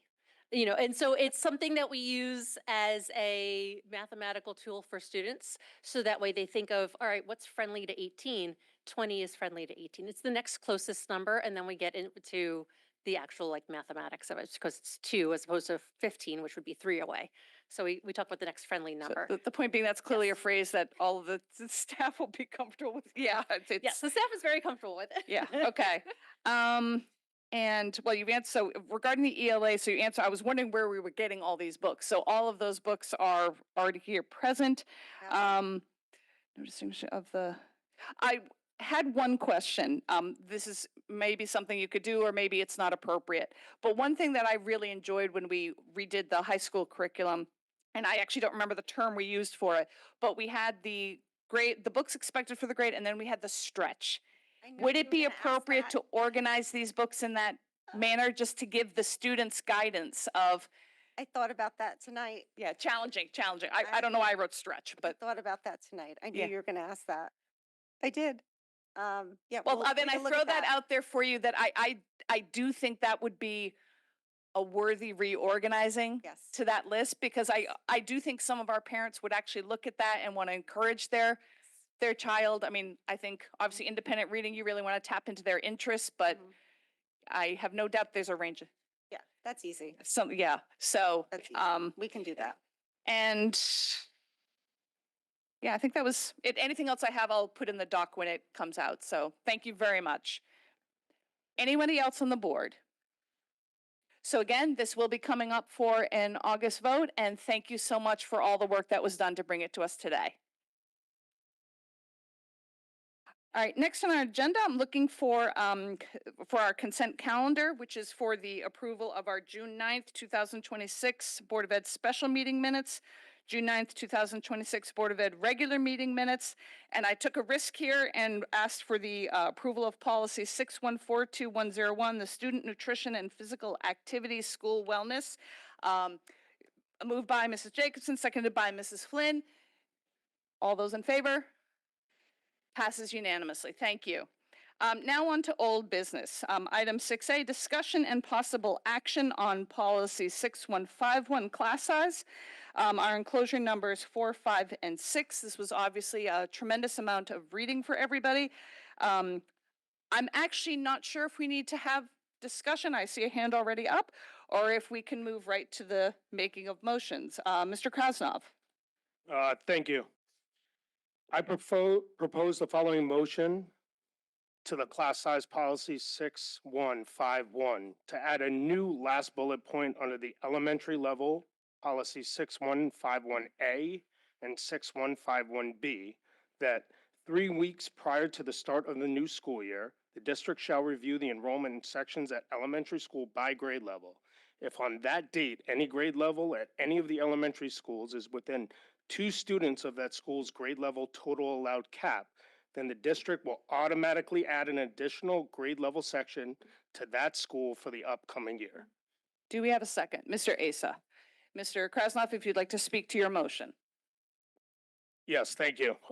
As I explained, for me, one of the biggest issues we have currently is that we get to the start of the school year and maybe we're slightly below cap, maybe we're at cap, but something happens that we then go over cap. And then we scrambled to try to find a solution, which, as a member from the public said earlier, isn't always the best solution for the students, and it's pretty disruptive. So in this amendment purpose is to prevent these max cap classes or classes going over cap, which I do think cause us to have a lot of problems. It allows the central office and Superintendent Testani to hire proper teachers for these sections and also proactively act and make sure these sections don't go over.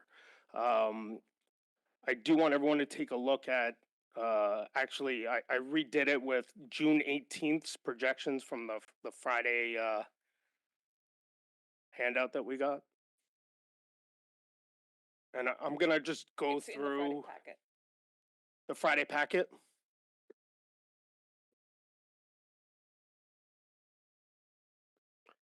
You got it in the Friday packet. This is in our Friday packet. It's posted. It's in our Friday packet. Those are posted for the public.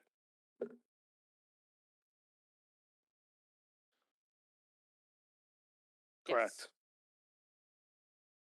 All right. I'm going to go again school by school like I did a few weeks ago, just to show the impacts. I do also want to thank Superintendent Testani, because looking at this, he actually was proactive and did already add some sections to the ones that looked like they were going to go over cap. At first, I thought it made things more complicated for me, but actually cleaned things up a lot for me and made it a lot easier for me to explain and read what would happen and what we're looking at here. So the first grade at Burr under my proposed amendment would get an additional section as of right now. Obviously, if they lost any students prior to that 3-week deadline, it would not. I also did highlight some that are watches, which I'll go over at the end and explain why. So that's 1 is the Burr. 2 is Riverfield Kindergarten.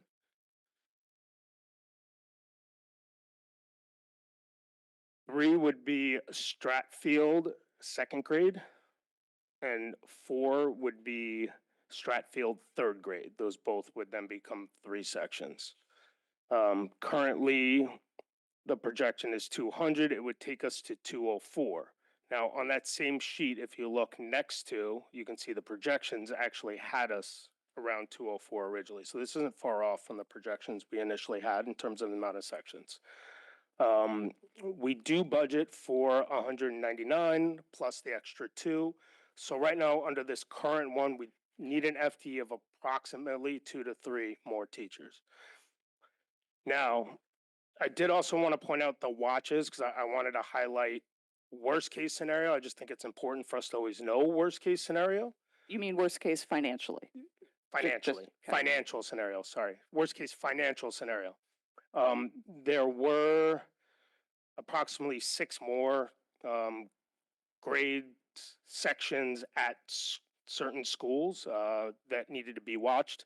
None of these are anywhere close to cap right now. We're talking 6 to 8 student swings, but things do happen. I would highly doubt all of them ever came in, but it is possible 1 or 2 here or there could. Holland Hill 5th grade, Jennings 1st grade, Jennings 5th grade, McKinley 4th grade, Osborne Hill Kindergarten, Osborne Hill 5th grade, and Riverfield 3rd grade. So those are all that I have on my watch list. I do think that would be worst case financial scenario. I would say there's a 99% chance not more than 1 or 2 of these were to change. And in addition, some could fall back the other way by losing a student or 2, which would take them out of the already proposed 204 total. So thank you. Mr. Asa, as the seconder, would you like to speak to it? No, I'd like to just thank Mr. Krasnoff for the work on this. I think for me, I think this is a happy compromise. I think it gets us to a position where, 1, it makes it easier for the administration to pull the trigger on getting those extra sections ahead of time, gives them the time, extra few weeks to try and recruit and hire excellent staff and teachers, certified staff. And I also think that it solves the problem in a way, and I see why, and we'll get to Mrs. Flynn's amendments. I think this almost gets us there, but it does it in a way that I'm more comfortable with for now. That being said, I think if we are going to, if this board is going to look into this, I think this gets us to where we need to be now. And then I think it gives us a little breathing room to really look at what our philosophy is to be and moving forward.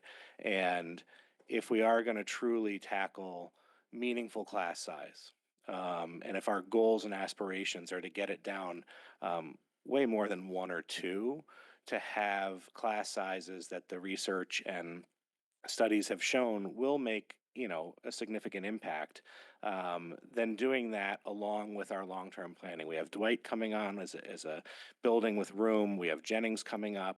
We have a big reimbursement for Dwight coming, which kind of hopefully frees up some more capital for projects to build out, if that is something that this board and town wants to do.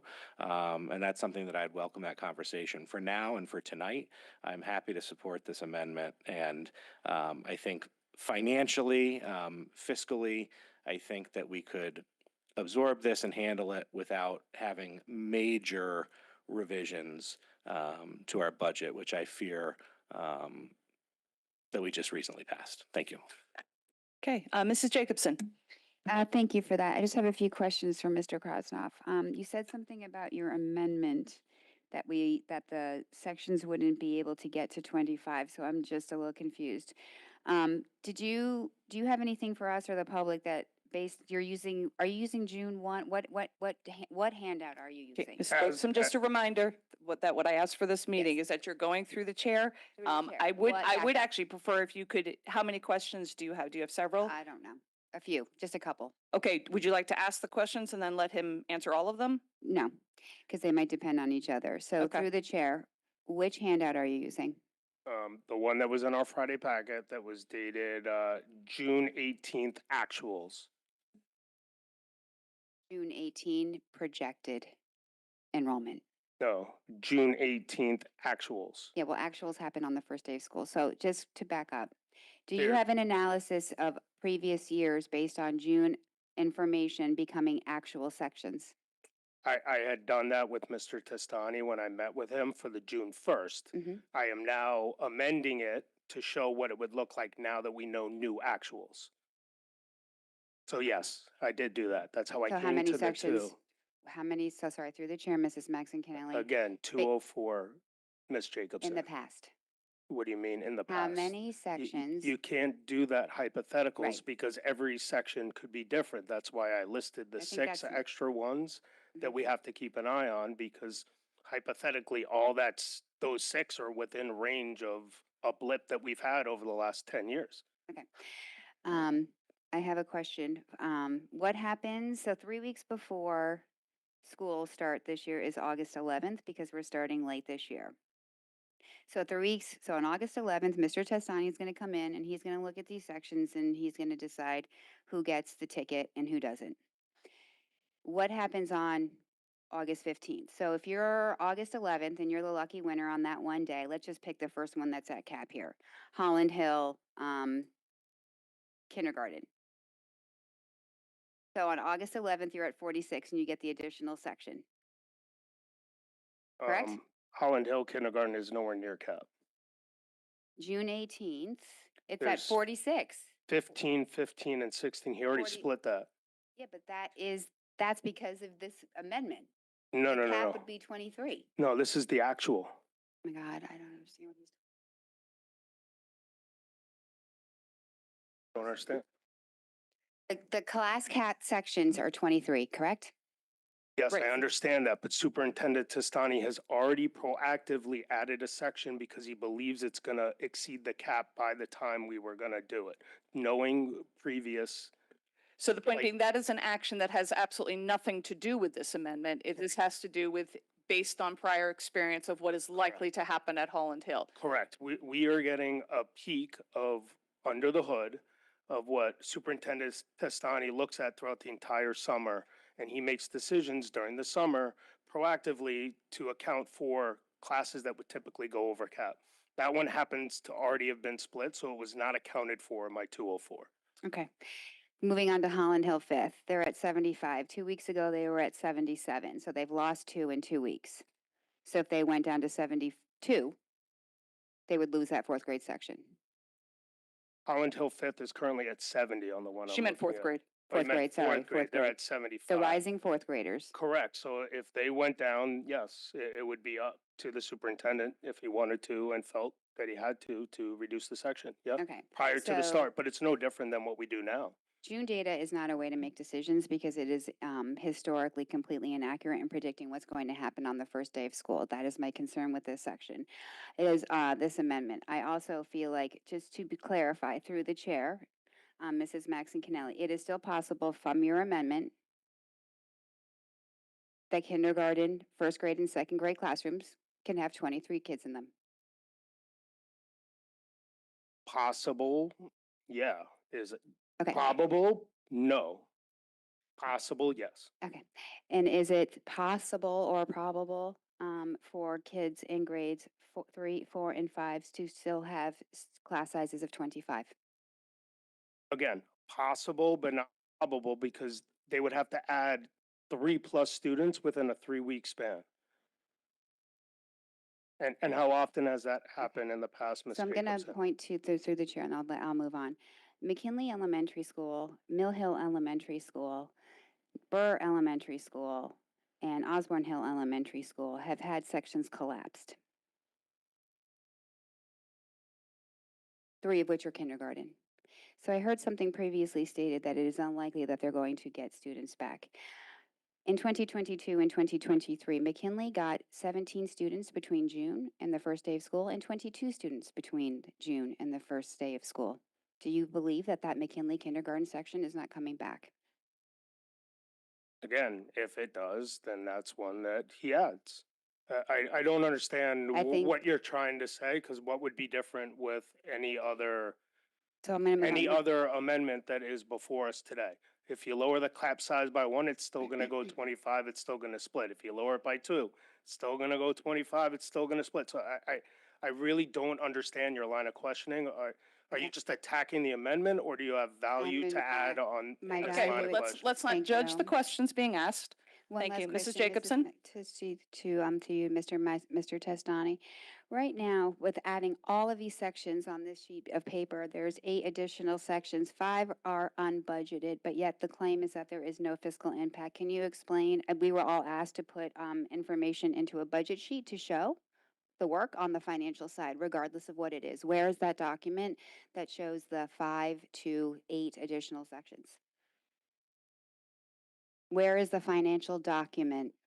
Again, it's 3, not 5, 7, 8.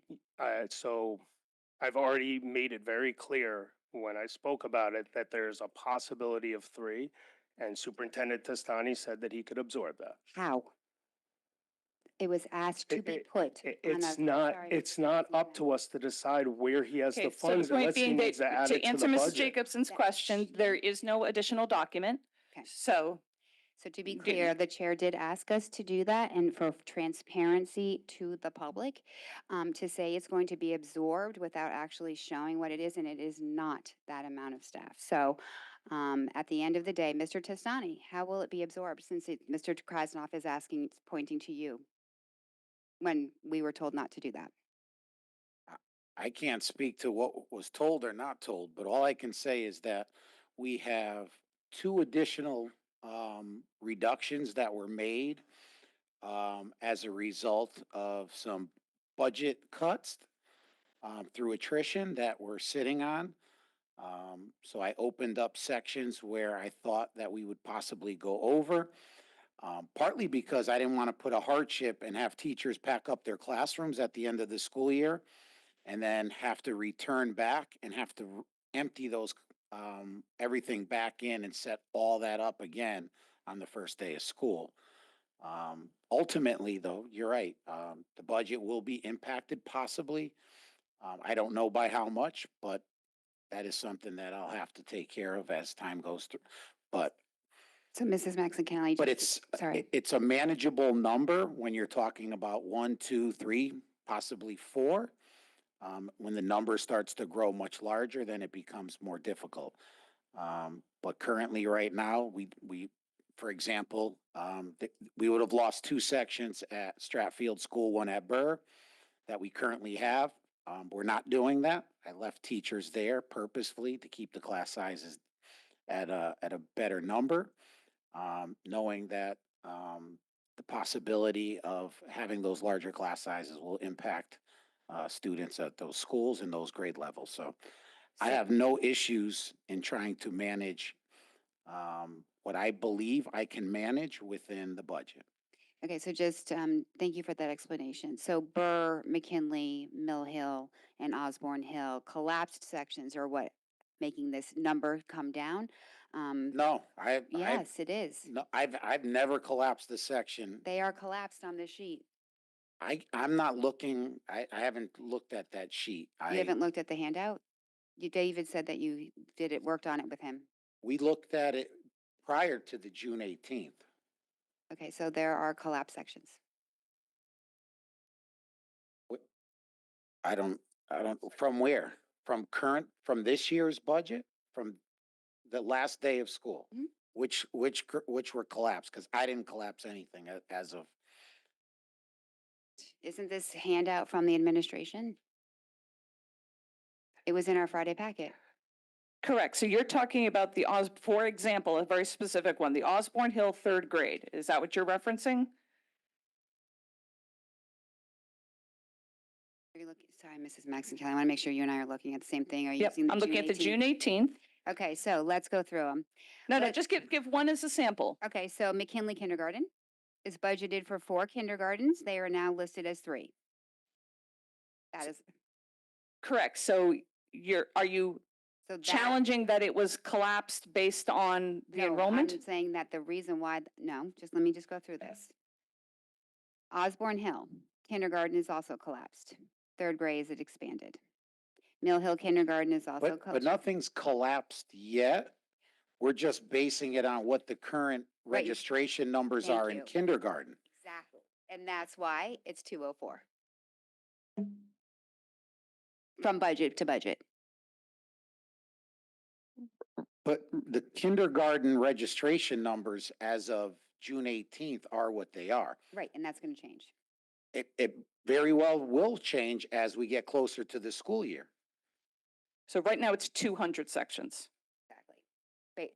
Because of those collapses. But Right, but I there's do, no, one thing see, I do I want think to you're, decisions. I think what you're saying collapsing.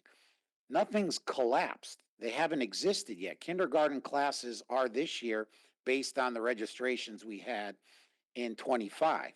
They are We- budgeted though. Correct, but anytime the board and we budget for kindergarten, it's an estimation based on whatever data that we receive from our demographers, but they're not absolute, especially kindergarten. We don't know how many kids are going to show up and register. There's more predictability as we get to the upper grades, but when it comes to kindergarten, we can get 25 kindergartners come and register in a 1 week span, all concentrated at 3 or 4 schools, which would cause us to have to open up sections. And I think in Mr. Krasnoff's point, we would know that sooner. And I think to your point, there is no golden ticket on 3 weeks before. If 2 weeks before his proposal hits, we would open up another section again. So, well, you wouldn't be able to because he's making a policy amendment. So why don't we just take out the 3 weeks before? Would that Well, be first of all, helpful? if you're looking to make an amendment, then you can do that. But right now, Well, we're in the the motion on the table is what we are discussing. So I'll just finish up with my last question. Would you remove the within 3 weeks? No, and at this point, I'd rather just call the question and have the vote. I think we're just going in circles. Okay, so Do I need to have a vote on that, or are people done with their comments? Okay, okay. Right, so then we need to vote. All right, so call the question. That is, we do need a 2/3 vote for that to pass. Again, call the question means that all debate stops cold. So those in favor of calling the question, please raise your hands. Okay, Mrs. Bardenwerper, Mr. Lee, Mrs. Flynn, Mrs. Maxon Kennelly, Mr. Asa, Ms. Rinaldi, Mr. Krasnov, Ms. O'Neill. Those opposed? Mrs. Jacobson, motion passes 8-1. We now are ready for a vote. However, at this point, we'll go out to the public. If anyone has not spoken to this yet and would like to come up and offer public comment, you may do so.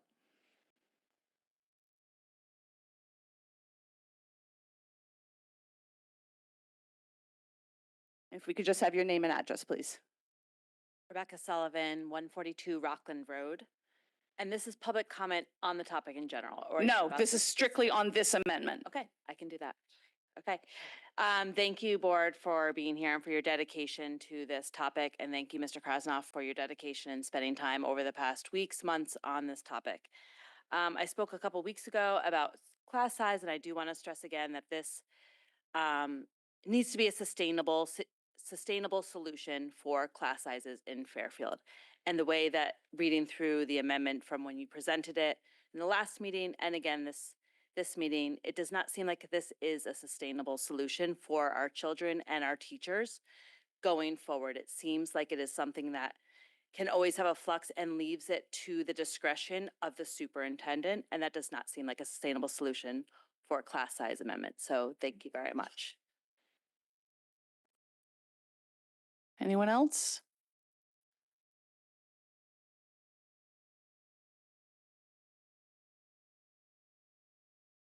Greg Bosch, 470 Jackman. I can't find the handout that you all are discussing anywhere. When I go to the Friday packet where allegedly it's been posted, the last set of documents that were posted are from June 5th. So the public sitting behind us has been prevented from being able to see this or analyze it, consider it. I really cannot follow along when we talk about collapsing sections, who's losing a grade, who's not. And so it's very difficult to make an informed public comment here other than to analyze that. My biggest concern is that certain communities are going to be gambling with whether or not this will actually deliver them another teacher. To see board members divided here tonight about what is the effect of this policy just seems to be antithetical to what district policy should do, which is bring clarity for everyone, administrators, teachers, parents, and students. I'll also point out that back in May of 2024, there were a lot of concerns that now have not been discussed here tonight a second time. And so by calling the question to try to drive this to a vote, I guess I'm a little bit concerned that there's other amendments pending and that we're not having the whole of the discussion that so many parents came here in good faith, earnestly, to hope that we would have, instead of just jump into a conclusion. So my last comment will just be, I hope we get a chance to discuss the other amendments, even if it means striking this one, to at least have those discussions so that we have the whole of the conversation here tonight. Thank you. Anyone else? Okay, back to the board. Those in favor of the amendment, actually, Mr. Krasnoff, if you could read it one more time. I apologize, Mrs. Flynn, Secretary, if you could please read the motion one more time. I propose the following amendment to class size policy 6151 to add a new last bullet point under the elementary level policy 6151A and 6151B. 3 weeks prior to the start of the new school year, the district shall review the enrollment in sections at elementary school by grade level. If on that date, any grade level at any of the elementary schools is within 2 students of that school's grade level total allowed cap, then district will automatically add an additional grade level section to that school for the upcoming school year. Those in favor, please raise your hands. Mrs. Bardenwerper, Mr. Lee, Mrs. Maxon Kennelly, Mr. Asa, Ms. Rinaldi, Mr. Krasnoff, those opposed. Mrs. Jacobson, Ms. O'Neill, those abstaining. Ms. Flynn, motion passes 5-3-1. Correct? No, I apologize, 6-2-1. Back to the floor. Any other amendments? Ms. Flynn. Thank you very much. I make the recommended motion that the Board of Education amend Policy 6151, class size, to reflect a reduction in grades kindergarten through grade 2 to 22, and in grades 3 through 5 to 24, representing one less than current, and McKinley staying as they currently are in the policy at 21 in grades kindergarten through grade 2, and 23 in grades 3 through 5. Seconded by Mrs. Jacobson. Ms. Flynn, if you'd like to speak to your amendment. Yes, thank you very much. Sorry, I'm just doing secretary duties first. Oh, it's me first. Excuse me. Thank you all very much. Just for the public to know, after my discussions 2 weeks ago, Ms. Jacobson and I spent some time together, and out of that came a third amendment that was listed in our packet that was distributed to the public on Friday. Okay, Ms. Flynn, I do need you to speak to this amendment and this amendment only, please. Oh, I'm sorry. Well, to that amendment, am I allowed to speak to the whole packet enclosure that applies to that amendment? Thank you.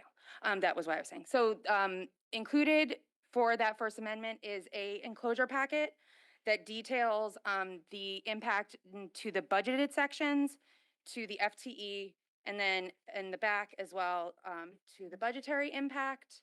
For me, this is pretty simple. I don't want to see classes of 25 anymore, and I don't want to see classes of 23 anymore. And this, to me, is the quickest and easiest way to determine that that doesn't happen.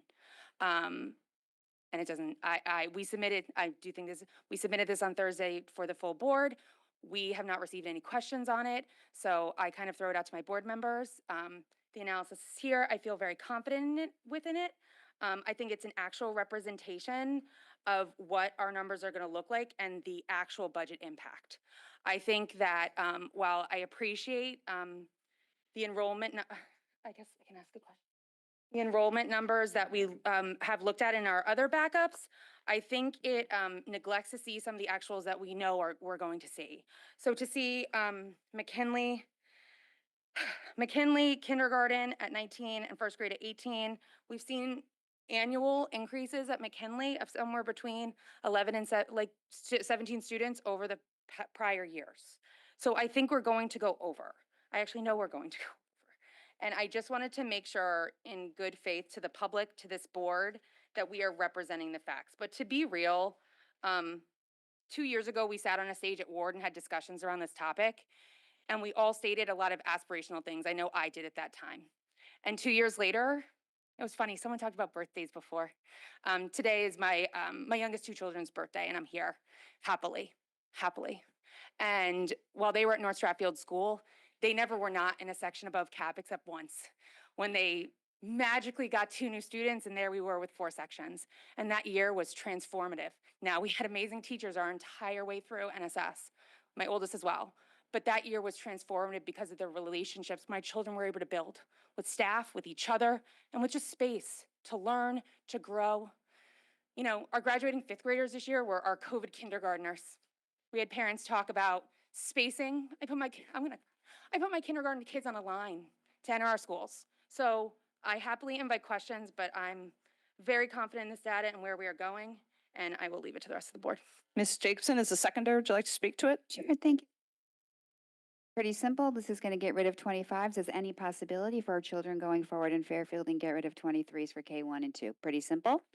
So despite previous comments on the handout that is not posted for the public, there are 25s on that piece of paper and there are 23s on that piece of paper. So just pretty simple, going to get rid of 25s through this amendment and get rid of 23s in K2.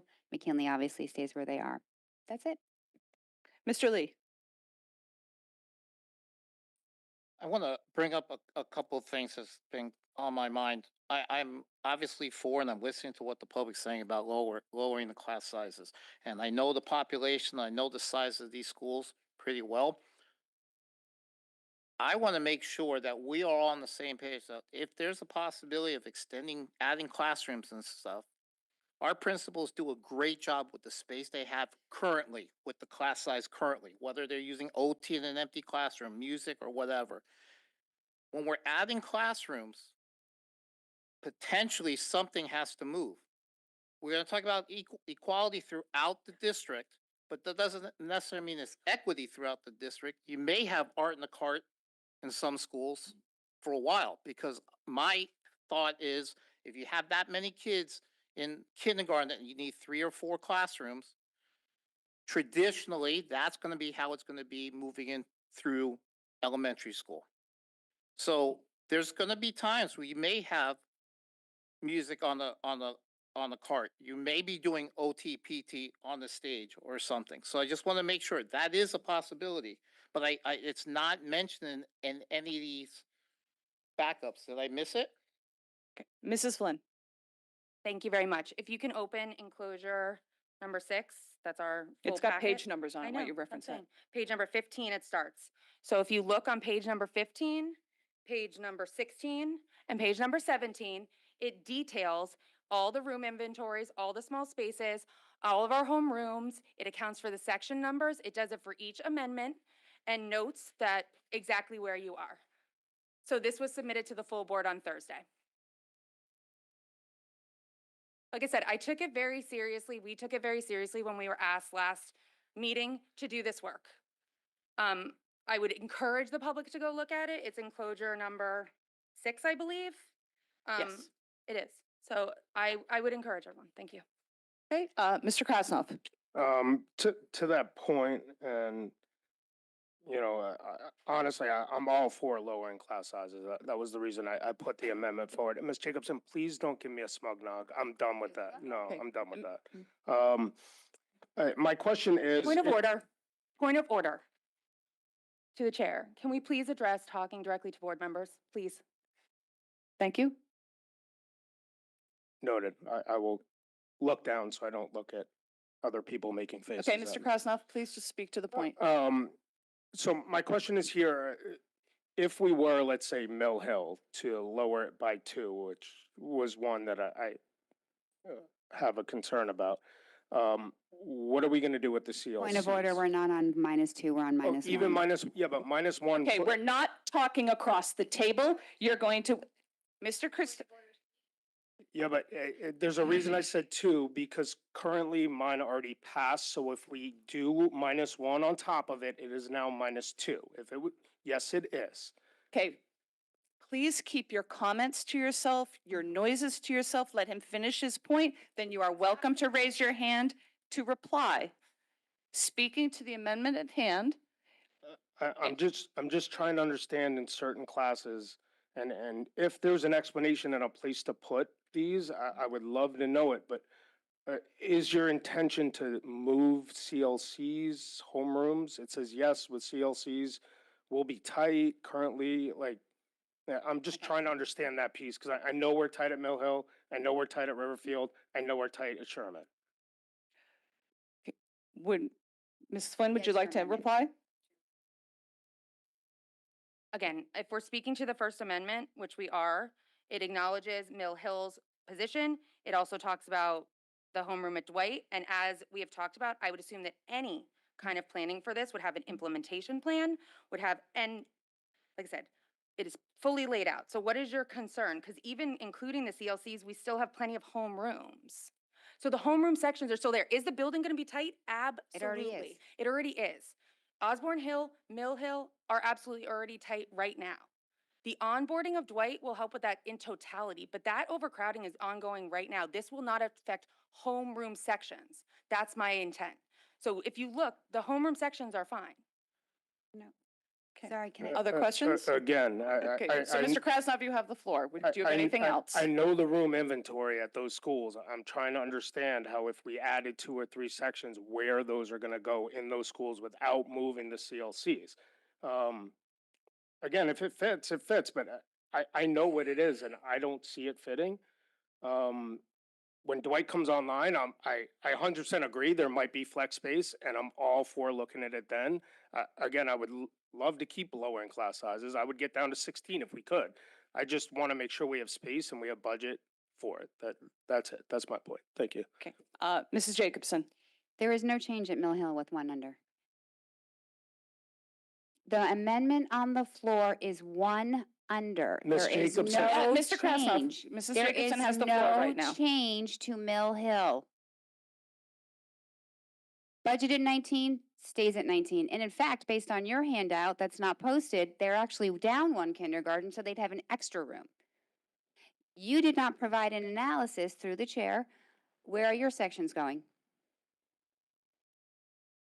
Or are they not, or is your motion not providing any sections? Okay, we're not speaking to Mr. Krasnoff's motion right now. Mr. Krasnoff's motion has passed. Right. It has amended the class size Without policy. any We facility. are speaking to Mrs. Flynn's amendment only.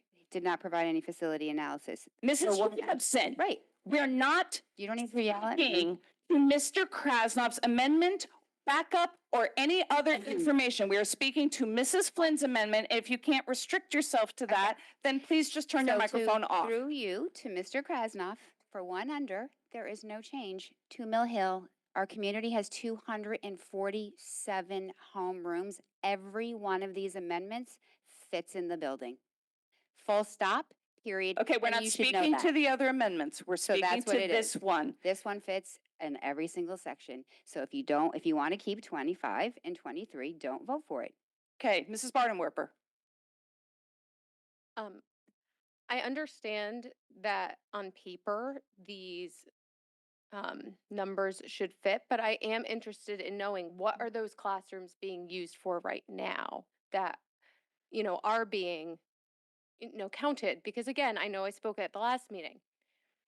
And I feel as passionately about this as Ms. Flynn does about her amendment. Seeing OTPT on the stage, like I can't get over this. There was a huge electrical box and they put this cheerful little bulletin board up. And these kids who need this help are doing OTPT on the stage. And that is a reality at Sherman. We are very fortunate that I believe next year we're going to get it off the stage. But if we start making more changes to the class size, I'm just worried about the implications at the schools down the district and which students could be affected. I know at Sherman we have like speech pathologists and people working out of closets. And I know on paper it's supposed to fit. So I just really want to be sure before we make a change that we're not hurting kids. Because I agree we need smaller classrooms, but I just really don't want to see what I saw this year because it was heartbreaking. And I know the large classes are too, and I wish I can solve everything, but I'm trying my best to find a good solution that is balanced and, really does help every child in our district. Okay, Mr. Lee, sorry, and then Mrs. Flynn. Mr. Lee, go ahead. Oh, I'm sorry. I know, and I could be wrong, Holland Hill currently is full. I mean, there's the principals are using those rooms for other things, is she not? I mean, it's, and the second thing, just to piggyback a couple of things, I know Dwight, we're looking ahead, Dwight, but Dwight's a few years away, right? So we're gonna fix this problem. You gotta figure the next 3-4 years before it could be actually where we are with Dwight. So I want us to think also before Dwight is completed, because we also don't know in a few years what that situation is going to be at Dwight. Are there going to be more kids that need to go to ECC, CLC, all that? We don't know. And we that's something unfortunately we can't predict that far in advance either. So, but I want to hear why you think Holland Hill is not at capacity with their classrooms on what the principal has set in those classrooms for whatever purpose. Mrs. Flynn? Thank you for the question. That was actually, like I said, we specifically looked at a lot of our buildings that houses program and we pulled that out in a section. So on page 15, you can look at Holland Hill. Total full-size classrooms, 16. Number of homeroom classrooms, 26, excuse me, I'm sorry. Number of full-size homeroom classrooms, 24. K through 5 budgeted sections, 19. So you keep scrolling across. Now you look, this is what I'm skipping across a few to tackle yours. So you have 2 ECE classrooms in that are early childhood. So you take 2 out of the count, that's 22. Everything fits. So this work was done in totality to show this. that it does. And I understand the hesitancy. I have been sitting in this room since 2019 talking about it. I get it, friends. I really, really, really do. But I think at a certain point, we're gonna have to make a choice and we're gonna have to do something. So for me, I have full confidence in this. We've sent it out to the public. We've sent it out to our fellow board members. I'm ready to vote right now. I'm happy to talk for 3 more hours, but I'm also Sorry. happy to vote. Miss, I have a follow-up. Okay, Mrs. Jacobson. Yeah, to Mrs. Barton Warper's comment, I would really encourage newer board members to get to know our facilities. When ECC was placed at Holland Hill, they lost services space for the K-5 population at that building actually was taken from them, and OTPT was put in the hall as a result. So whatever you're thinking is going to happen is already happening. So it has nothing to do with the class size because we're not changing the number of those homerooms here. So at the end of the day, and so that shouldn't be a concern for anyone. And also, I know that for our 2 board members, fully understand you've had less than a year. Everyone knew this was coming, but 7 of the 9 people sitting at this table had this exact conversation 2 years ago. So any question could have been answered within the last 2 years and 2 months on this. So bottom line is, no more 25s, no more 23s. Okay, Mr. Krasnov. Just 2 more comments and then I'm gonna stay to myself. One, now that my amendment already passed, if we lower it by 1, in essence, we're now lowering it by almost 2. Because as of 3 weeks, the sections will split. Yeah, and it will be of the new number that you're now basing it off. Also, I'm trying to wrap my head around how there's not gonna be more homerooms, because according to what I saw in your backup, you said it's an addition of almost 10 FTE. So those 10 FTE are not gonna have rooms? I'm just trying to wrap my head around that. Okay, Mrs. Flynn can respond.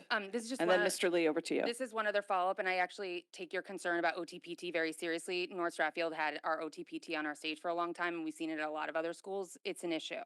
So I don't think it has to do with the home rooms. It's how those small spaces are being used. So when you look at our buildings that were built, we were just at Dwight yesterday, starting in 1962 all the way up to the 2000s. Obviously, the small spaces built in the 60s were a lot different than the small spaces built in the early 2000s. I don't think anyone's intent was for people to be working in closets. I don't think that they knew OTPT was going to exist. So that's the answer to that. And for the second part, I think the biggest benefit of the class size and how it helps the most children, in my opinion, is all those kids that go to OTPT go back to their general education classroom. And now instead of being at a class of 25, you're lower and you have more access to your teacher and more access to your students and more access to space in that classroom. We know that when this policy was created, I don't know the exact number, but our IEPs and 504s are somewhere around 30%. I do not think that was the case 20 years ago. I actually know it wasn't. I can't give the number, so I'm not going to say what it was exactly. But that discrepancy has not been addressed. And as I said before, the current, outgoing 5th graders of our elementary schools were our COVID kindergartners. That was never addressed. We introduced technology. That was never addressed. We introduced, kindergarten not having a nap anymore. That was not addressed. I just think we are losing sight of all that has changed in education and just telling our teachers to keep up. And I'm ready to vote. Mr. Lee. Again, the fact that you said that Holland Hill currently is doing OTPT in the hallway, Okay, Mrs. Jacobson, you do not have the floor. I mean, And you continue. Please refrain. the fact that it's even talked about after we spent time in this board, and that's why I got involved, to make that school a 504. So at the time, the reason I got involved because my daughter was doing OTPT in the closet. The fact that we built that school at 504 and they're still doing OTPT in the hallway, let's not forget that, right? So I'm all for the small classrooms and lowering the classroom size. But let's also remember those other population of kids that somehow, they just do it, right? That's what we hear. Our teachers are great. They make do. They get done with it. The thing that we're changing is the classroom sizes for the students. The fact that those services potentially could still be in the hallway, could be on the stage, art in a cart, that's not changing and that won't be able to change moving forward. And I'm okay with that because we want the smaller classrooms. We heard it. But as long and It may not change because of the way the rates are, or it may change. I don't know, right? We don't know. But I just want us to be, in reality, if you're having art in the cart now, don't come back later and say, how come we still have art in the cart? That's, it's going to be a reality. Okay, Sorry. Mrs. Jacobson. I just want to clarify, Mr. Lee, the reason why that happened was because you did not build ECC at Holland Hill. It was added after. Mr. Lee? That is not a part of the ed spec. Holland Hill is a 504 only because it has 24 homerooms.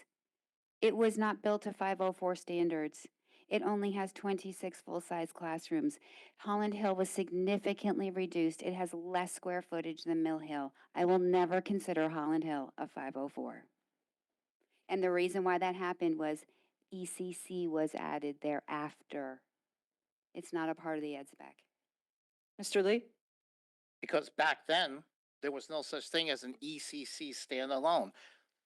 When it was approved at 504 and being on the building committee, you don't have a say on that. You show them the plans, it's a 504. It was voted in as a 504. Their square footage at that time is a 504. Just like when I came in front of this board about Mill Hill, it was brought up as a 504, also as an option. That was voted down. And at that time, we didn't think ECC either in the overall plan because it wasn't such a big need. But things change and it's a bigger need.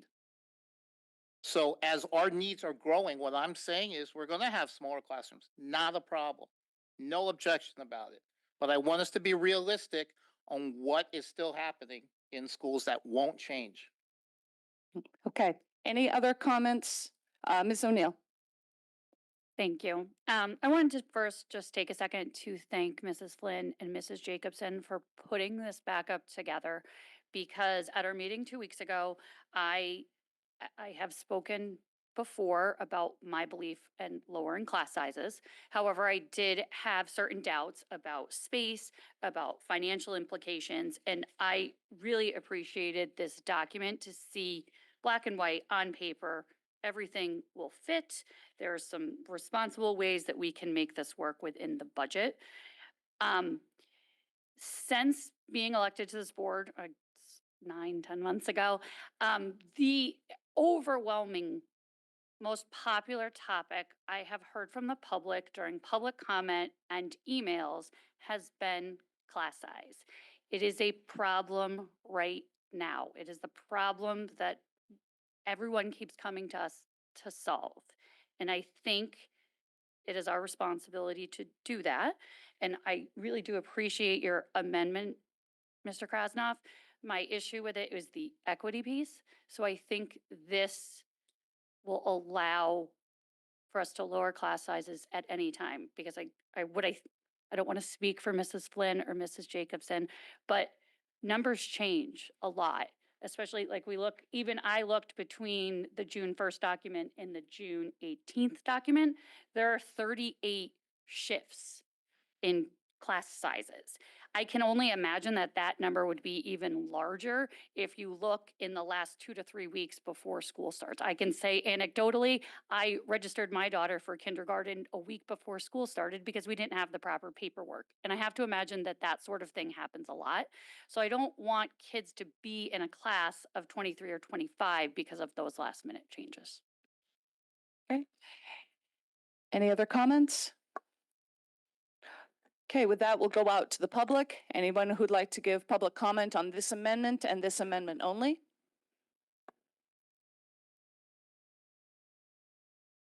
Hi, Lauren Efron, 241 Burr Street. I just want to thank Mrs. Flynn and Mrs. Jacobson for the time and effort that was put into all the backup that you provided. I highly encourage everybody to go and look at page 15. It is a thing of beauty. You lay it all out very clearly. You obviously feel passionately about this. You've experienced it yourself. I appreciate those anecdotes. To everybody who's nitpicking about, OT, and I'm sorry, it's not nitpicking, it is important. Specialized services being held in classroom closets or on stages or in hallways is not okay. It's not acceptable. That's why new ed specifications were adopted by this board last May for Dwight and hopefully going forward. And just in terms of the amendment, if you don't like one, you're not going to like two. This makes the most sense. Please, please, I ask you to seriously consider this. Put all the egos aside, put all the, back and forth. This was thoughtfully executed. It was heavily questioned last week. They provided all the backup documents that you've asked for. And I think that some fears have been assuaged here. So I just ask you to really consider it, because this is what the public has been begging for years. This does that. This helps that. You get something, they get something. Let's make it work. This is what you're elected to do. And for those of you who have provided zero comment and zero feedback, I'm not sure how or why you're not engaged in this. I just Mrs. ask Efron. everybody. I understand, but I just ask everybody to really thoughtfully consider their vote. Thank you. Anyone else for public comment?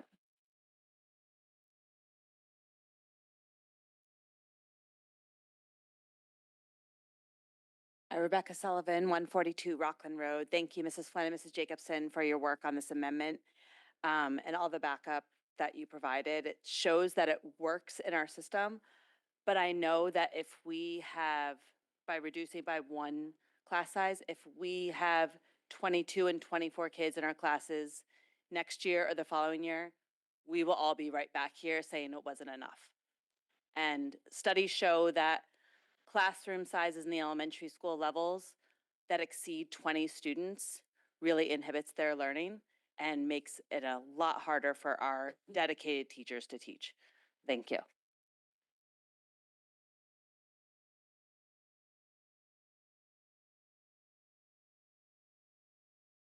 Greg Bosch, 470 Jackman. I also want to thank Mrs. Jacobson and Mrs. Flynn for their 16 pages of backup and extensive work on this. In my line of work, we have something that we call the fact finder, or the finder of fact. And their job is to determine what is and isn't true. And what I see is pages and pages of backup brought in good faith that say this fits and we can pay for it. And to sow doubt into that process is unfortunate, because there seems to be disagreements of feelings, but not facts. And so what I really would have preferred to have seen here is the facilities committee to take this up, even if it was on an emergency basis, to call a meeting, to go over this backup, to have these conversations and ask these questions and get these answers. Because I do too fear that while some grades at Stratfield have now had their problem fixed, that what PTA Council and Stratfield's PTA has tried to do tonight is to ensure that this problem of overfilled classrooms doesn't happen anywhere in the district. That, as I've been talking about for years, 23 kids in a kindergarten classroom and 25 in a third grade classroom is just no longer working for this district. And so I as a parent with kids in special ed 2, also hold in high regard those spaces where our kids receive services, but I also have to weight it on sending them back to an overfilled classroom, or especially in the kindergarten environment, having to line up child after child to go use the bathroom, where when those classes are larger, those are very, very real concerns. I heard from a parent tonight that said, I would have preferred art on a cart as opposed to 23 kids in our current kindergarten class and the lines for the bathroom. Thank you. Thank you. Anyone else from the public?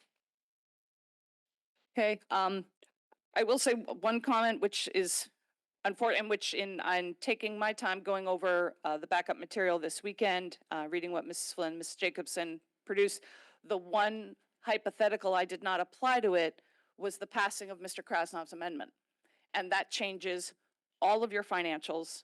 That changes potentially the room size. Now I'll speak only to this one amendment, but where your backup references that this would be an 8 FTE increase, in fact, it would be more, because now Mr. Krasnoff's amendment would be coupled with this. And that to me is a concern. I appreciate that you supplied your suggestions for how this could be met. I acknowledge that.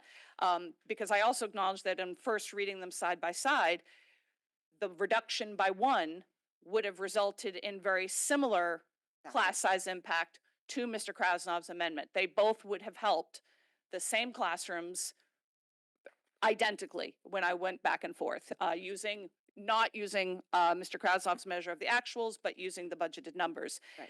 Now that that's in place, that again now throws all of the financials. I'm not going to debate that, but that's where, all right, I will give you one example, and I am going to use the June 18th. Right now, Osborne Hill 5th grade would not get a new section with the actuals. And again, I'm using Mr. Krasnov's measure. We pass your amendment. Now that is an unaccounted for FTE increase that you had not factored in. And that's just one very specific example. And again, I know that's not using the numbers that you had used, but now, so the point is it changes the entire math. And so I'm not going to try to do that math at the table. It was just something I hadn't factored in. I wish I had, because then I could speak more definitively. It might impact this many sections, not this. But that is a concern for me. Just do a follow-up? Mrs. Flynn and then Mrs. Jacobson? We did factor it in. So if you look, we factored up to 10 with the statistical, and we included all those that get captured by Mr. Krasnov's amendment. did not notice that. So if you go to page 11, we included all the anticipated in the anticipation that Mr. Krasnov's amendment would pass. That's why I abstained on it, because here's the reality. I want to make sure that as many kids in this district get to lower class sizes. And I appreciate Mr. Krasnov's intent. I agree with it. The only difference for me is this completely ensures that as many kids in the district do, and Mr. Krasnov just leaves some to variable. And I didn't want to do that. So I think this captures all the possibilities instead of just what might happen. And I don't say that to be rude. Mr. Krasnov's amendment captures what might happen. This captures to us what we anticipate with the statistical reality will happen. So if you look on page 11, you see Osborne Hill 3rd grade. And you also see the class range goes from 25 to 18, 19. And we also included that in the financials in the back as well to cover for all of those FTEs. So I was looking at the actuals from June 18th. So this was not what I looked at. And that heading I didn't realize that that's what that heading was indicating. But I would say that at this point, I believe that the population that was targeted, the amendment that we've already passed does address that. But that's Mrs. Jacobson. So I just wanted to clarify through you were concerned on financials, but there was no financials provided and there was no concern on any financials. So now you're concerned on financials with Mr. Krasnov amendment, but it was previously stated that there was no Mrs. Jacobson, financial I apologize. I just broke my own rule. Sorry, but 2 minutes ago, there was no financial concern on that, but now there is. So I just wanted to clarify the statement. I did not need Mr. Krasnov. I'm not saying that the issue of backup or not, I'm not going to go down that because the amendment has passed. But I did my own work, so therefore I felt comfortable. I'll just leave that at that. All right, at this point, given no other comments, we will go to a vote. Those in favor of, I'm not going to, if this time okay, sure, go ahead. Recommended motion that the Board of Education amend policy 6151 class size to reflect a reduction in grades kindergarten through grades 2 to 22 and in grades 3 through 5 to 24, representing one less than current, and McKinley staying as they currently are in the policy at 21 in grades kindergarten through grade 2 and 23 in grades 3 through 5. Thank you. Those in favor? Mrs. Jacobson, Mrs. Flynn, Ms. O'Neill, those opposed? Mrs. Bardenwerper, Mr. Lee, Mrs. Maxon Kennelly, Mr. Asa, Ms. Rinaldi, Mr. Krasnov. Motion fails 3-6. Sorry, Mrs. Flynn. Thank you. I'd like to make a recommended motion that the Board of Education amend policy 6151, class size to reflect a reduction in grades kindergarten through grade 2 to 21, representing 2 less than current, and grades 3 through 5 to 24, representing 1 less than current, and McKinley staying as they are in the policy at 21 in grades kindergarten through 2 and 23 in grades 3 through 5. Okay, seconded by Ms. O'Neill. Ms. Flynn, would you like to speak to your motion? I'm actually going to, this motion came out of the work that we did and was proposed by Ms. Jacobson, so I would throw it to her. Okay, well, hold on one second. Ms. O'Neill is the seconder. Would you like? No, it's not. You're doing 2 less? Didn't you just read 2 less? No, I read the high, I read option 3. Oh, you did? No, I thought you read option. I think you read number 2. It's okay. It's at, It's on the table now, so we can. well, I well, swear no, it I has been read- seconded. I highlighted it and I swore Okay, I read so it. Ms. Flynn, would you like to speak to the, what was included as the second option? Okay, So a sure. reduction of 2. A reduction of 2. So we can see in the enclosure, I won't belabor, it's the same conversation, but the main document that is impactful for this amendment is page number 16 for me. This was the work that I felt really needed to be done after discussions to make sure this fits. While it is a touch tight right now, in looking forward, I am completely reassured at how this looks, but it needs to be put on paper, and happy to take any questions. Okay, hold on. Ms. O'Neill, as the seconder, would you like to speak to it? No. Okay, Mr. Krasnoff. Before my amendment passed, I was inclined to support the 1 classroom drop. Now with the 2 and my amendment, it becomes almost 3 in some cases, which I know for a fact will not fit, so I do not support this. So, Mrs. Jacobson. through the chair, which becomes 3?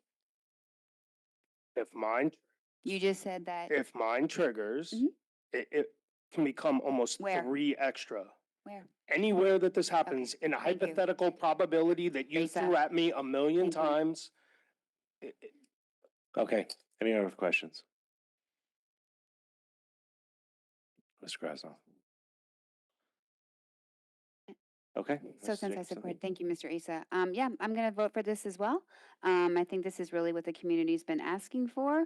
It does obviously yield a potential for the most additional sections, but 25s and 24s will no longer be a reality in our elementary grades 3, 4, and 5, and 23s and 22s will no longer be a reality in our Ks, 1s, and 2s. And I think that it is far beyond the time that we got our K-5 class sizes more realistic from the 20-some plus years ago that they were voted on. And today's realities are expected of our teachers and the growing diverse needs per the previous statements of our learners in this district. So more than happy to support it. Mrs. Lynn, thank you for bringing it forward. Any other board members with questions? Okay. Out to the public on option 2, the recommended motion on the table, and just that recommended motion. And no, anyone from the public wish to speak on this?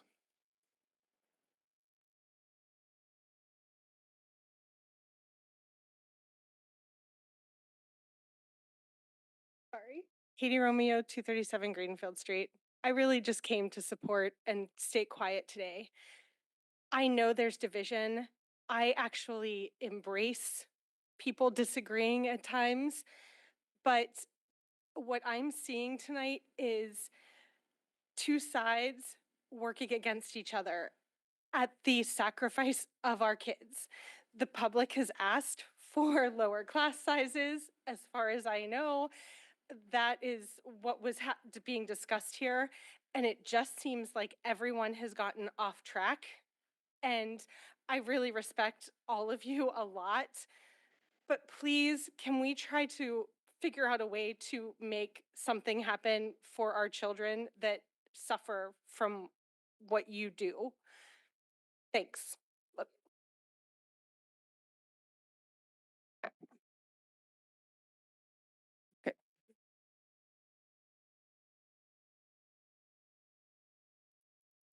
Greg Bosch, 470 Jackman. I'm going to use a portion of my time here to just give everybody a minute to pause and think. And I hope that you'll pull out the PTA Council statement and that you'll read it.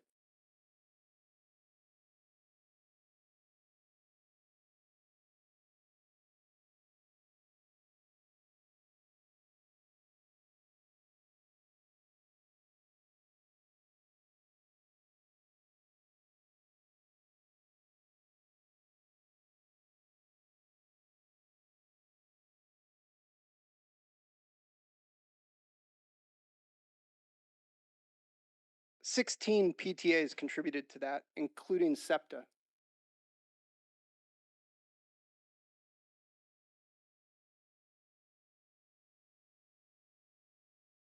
Sometimes taking a pause just lets the temperature come down, gives everybody a minute to think. The community really is asking for a compromise here tonight.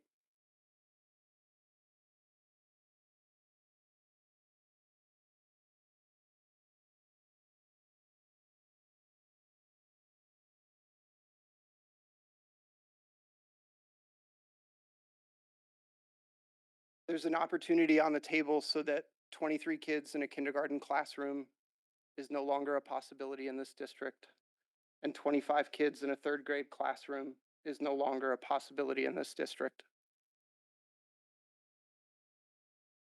Been 2 years of discussion on this policy. I'm afraid it won't come back for another 5 years.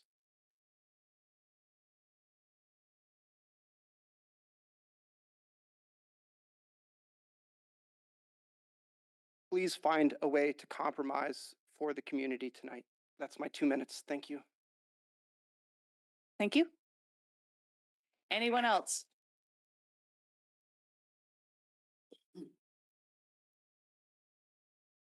Michaela Chattel, 15 Sedan Terrace. Yeah, I'm just coming up to say thank you for the work that was put in to the backup, to these plans. I know that the things that the parents want come with real decisions, right? Just like we all have our own home budgets and we have to decide, are we doing camp or are we doing, new car, right? Are we doing this payment? Are we doing that payment? I get that there's budget, there's challenges, but this plan, from what I saw in the backup, works. And I think it even still works with your plan. I truly think that this offers the community what we have all come forward and pleaded for. It gives us what we are asking for, and it actually allows everyone here to win, and it mostly allows kids in our district to win. So thank you. Please take a moment and really consider that I think you all can make this happen. I truly believe you can make this happen. Thank you. Anyone else? Okay, I apologize that I had to step out of the room for a moment, so obviously I missed the discussion. I do think that this is an important opportunity to speak to something that was said, because I definitely understand why it might appear that this is going to be the end of this discussion. I don't think that for a moment. And I certainly am willing to commit as chair that this is not, because one thing in an earlier comment, when we initially talked about class size back in 2024, there were a lot of ideas floated that no one quite felt ready to move forward with yet. We did a lot of work in policy to bring forward the policy that we voted on in November of 2024. The idea that it would be implemented in September of 2025, that we would see how that went for a year. We have not talked about it during that time because we were waiting for that data to come in. That is the moment of this conversation. My hesitation with supporting this, while I love the idea of those numbers, I don't agree with all the financial information that was included. I don't have any vision for how we're going to pay $1.5 to $2 million in a budget we have already approved and brought past 3 other town bodies. I don't think we will be viewed. I know that the parents in the room have their concern, and I have heard you loud and clear, speaking for myself. But we have townwide responsibility. And I think that I think we can get the town on board with a far greater investment in class size. But we need to have that financial discussion thoroughly, thoughtfully, which we have not done, and we are already working through a budget that has been approved. And to do this and then leave it to staff to come up with $1.5 to $2 million, and have two buildings where, again, we don't usually use the facility word tight. Usually we're a little bit more quantitative than that. It doesn't fit in two of our schools. And there is a lot that I also don't like that the public perceives this as two sides against each other. We are one side in being concerned about students. I do love the quote that was said during public comment, to not let perfection stand in the way of progress. I didn't think, if you'd asked me a month ago, I would not have thought necessarily that Mr. Krasnoff's amendment would have passed. I think the public spoke loud and clear, made a very, very compelling case, and I know won my vote for that. And seeing the opportunity that that amendment gave for staff to then thoughtfully add new staff to address smaller class sizes, to increase the section numbers, and not have the situation that one of our parents described, and which I know Mrs. Flynn has spoken to many times at the board table, of a last minute, one more student comes, and all of a sudden now you're right back at a point. You're right back at a point, and possibly whether you're collapsing, whether you're adding, whether you're going to end up with 3 teachers in a span of a few weeks. That is what Mr. Krasnoff's amendment avoids, and I appreciate that. But I want to be very clear. I do not for a second think this class size conversation is done. We'll see how the vote goes on this amendment. There's one more that was in our backup to discuss. But there's more that I think we can even be more creative. I think there are other possibilities that we can explore. And yeah, so I do think it's important for the public. I'm not telling you you have to keep coming to every single meeting, although it has been delightful to engage with you. But this discussion is not done. At least that's my commitment. Whether it's in policy or full board, this discussion is not done. Are there any other comments? Again, I did not hear them earlier. All right, so speaking, would you like to read the motion one last time, especially to clarify that we're on the second Yes, option? Absolutely. Recommend motion that the Board of Education amend policy 6151 class size to reflect a reduction in grades kindergarten through grade 2 to 21 and in grades 3 through 5 to 23, representing 2 less than current, and McKinley staying as they are in the policy at 21 in grades kindergarten through grade 2 and 23 in grades 3 through 5. Those in favor? Mrs. Jacobson, Mrs. Flynn, Ms. O'Neill, those opposed? Mrs. Bardenwerper, Mr. Lee, Mrs. Maxon Kennelly, Mr. Asa, Ms. Rinaldi, Mr. Krasnoff, motion fails 3-6. Okay. Mrs. Jacobson. Third option is the middle of the two. We're calling this the hybrid option. So I'll just read the recommended motion that the Board of Education amend policy 6151 class size to reflect a reduction in grades kindergarten through grade 2 to 21, representing 2 less than current, and in grades 3 to 5 to 24, representing 1 less than current, and McKinley staying as they currently are in the policy at 21 in grades kindergarten through grade 2 and 23 in grades 3 through 5. And a second? Mrs. Flynn. Sure, Mrs. this is Jacobson? pretty simple. It's a middle of the two. It's 2 less in K2, 1 less. And how I came to this numbers is when I was on policy all those years ago, many, many years ago, that we actually worked on this policy and haven't lowered the class sizes yet, is that I had done a lot of research for the committee in terms of surrounding districts around us and what their class sizes were, and did a statistical calculation on that, and basically what it came down to is all of the class sizes around us and surrounding districts. When you average all of those class sizes out, K2 was coming in at 2 less than what we currently have at the 21. and 3.5 was coming into 23 plus towards to 24, basically. The average really was 23 and change, like 23.6, 23.7, something like that, but there are no 0.7 classrooms. So that's where I'm getting the 24. And I fully acknowledge that Fairfield's class sizes were one of the districts that were pulling those averages up because we're on the high side. I didn't finagle with any of that work. I left us in, and the math came out to be the math. So this is a reflection of that compromise between the one less and the two less, and also a reflection of the research of the districts around us and where the averages stand. So that is where the hybrid would be. Hey, Mrs. Flynn is a seconder. I'm just going to take the opportunity to just speak to the financials that we included in our backup because I think it's important just for the board and the public because there just doesn't seem to be a lot of familiarity with the document. So I just want to make sure it's documented. So on page 24, there's a blue area. I just want to let everyone know our thinking towards the financials. The budget adjustment proposals below serve as options for the board to consider and act upon and for the superintendent to utilize in support of reducing elementary K through 5 class sizes. Depending on what amendment to the class size policy passes to reduce class sizes, that will change the amount needed to support any change in the budgeted FTE.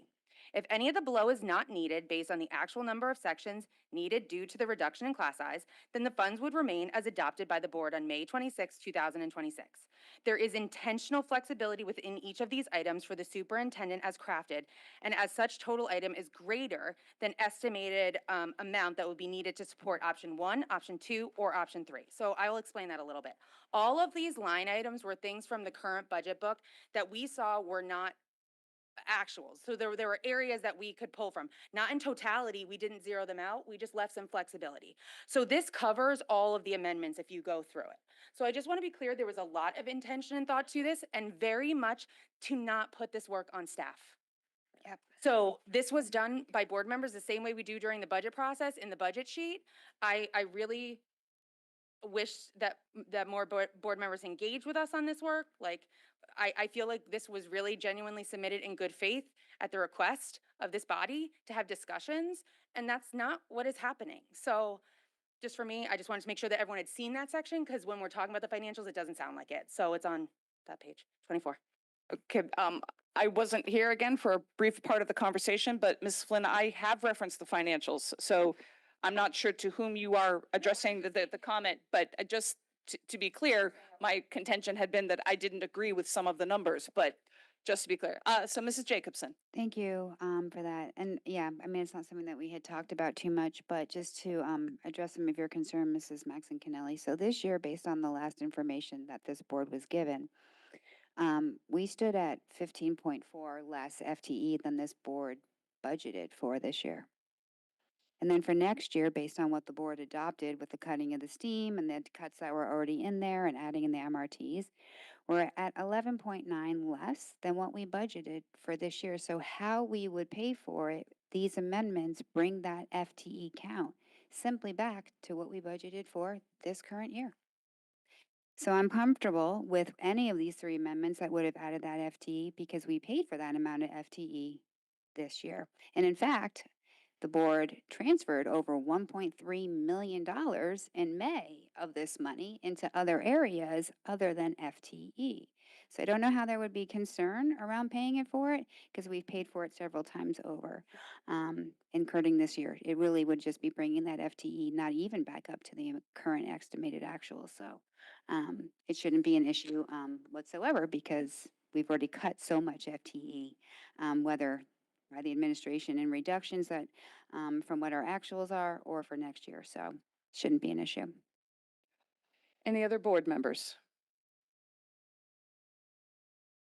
Okay, out to the public. Any any public comment on this amendment?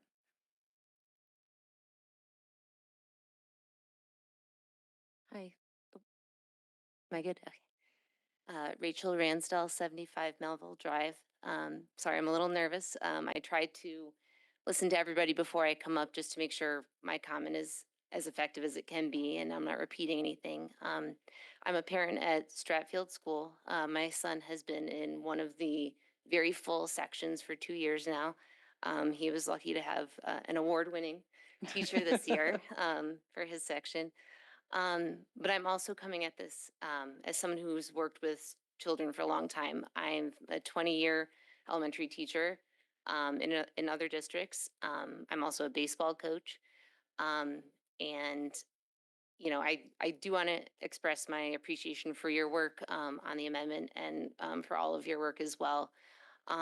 As an educator with my experience, I really feel like what you've presented is a good long-term solution. I know I'm supposed to be only speaking to this. You know, my concerns are, you know, even 3 weeks prior to a school year, scrambling to find a new teacher for a section. It's still just so close to the start of the school year and moving teachers around and shifting. I've also been, you know, an administrative intern uh, with my principal at my school. And so I know how much work that takes. So that's just my concern in terms of long-term solutions. So thank you for your work and thank you for your efforts as well. Thank you. Any other public comment?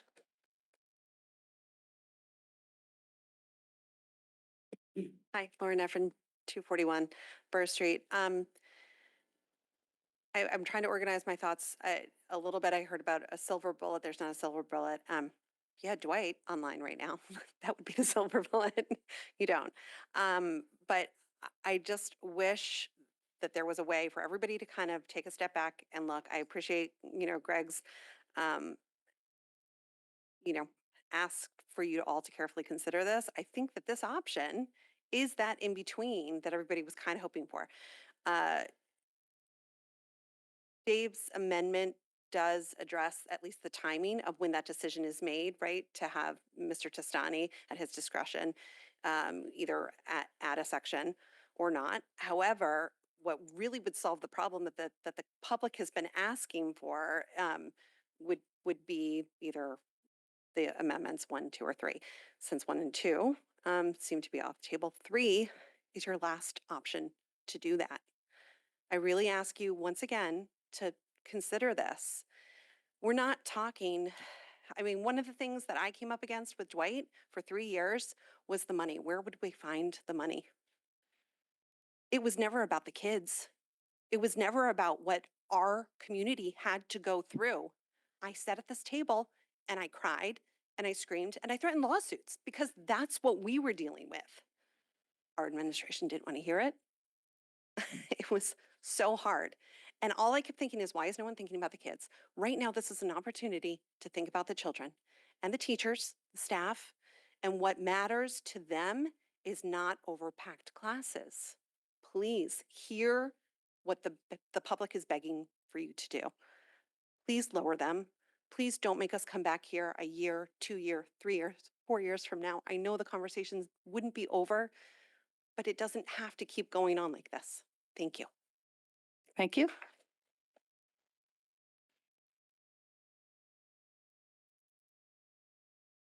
Greg Bosch, 470 Jackman. I'm very afraid that the public is not being consulted here tonight or listened to. This seems to be our last shot at getting a new reality where there are not 23 kindergartners in a classroom and 25 third graders in a classroom. But I want to broaden this just slightly to say that later tonight, the board will vote to fund a non-lapsing account. And so when we talk about finances, if we are funding an account with surplus money, that's very concerning to me. Members of the public should also know that on an annual basis, the town of Fairfield runs $10 million surpluses annually. And that's been the case for at least the past 5 years. In fact, for the last closed fiscal year, there was an $11.5 million surplus at the town level. This idea that Fairfield doesn't have the money to do this. I mean, I'm looking at budget amendments that I know it's complicated, but to pre-purchase textbooks, just like we pre-purchased Chromebooks, to free up money next year in next year's operating budget is a very, very large, significant chunk of the money necessary to pay for these teachers. And by the way, to connect this to the technology plan that's on tonight, the public didn't ask for more Chromebooks.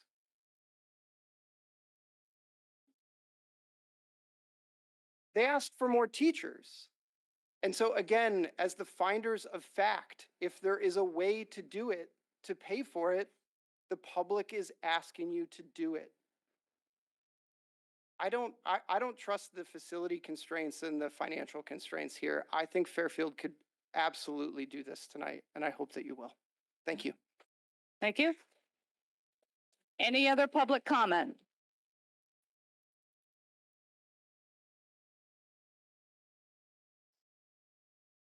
Robin Herda, 1414 Melville Avenue. As an educator and a parent, I've been in those rooms. We're looking at 26 kids in my 4th grade classes in Greenwich. Go in those rooms. It's not just affecting one kid. It's affecting how they line up in the hallway. It's affecting the cafeteria. It's affecting every single kid. Every kid. It's affecting the teachers. It's affecting conferences.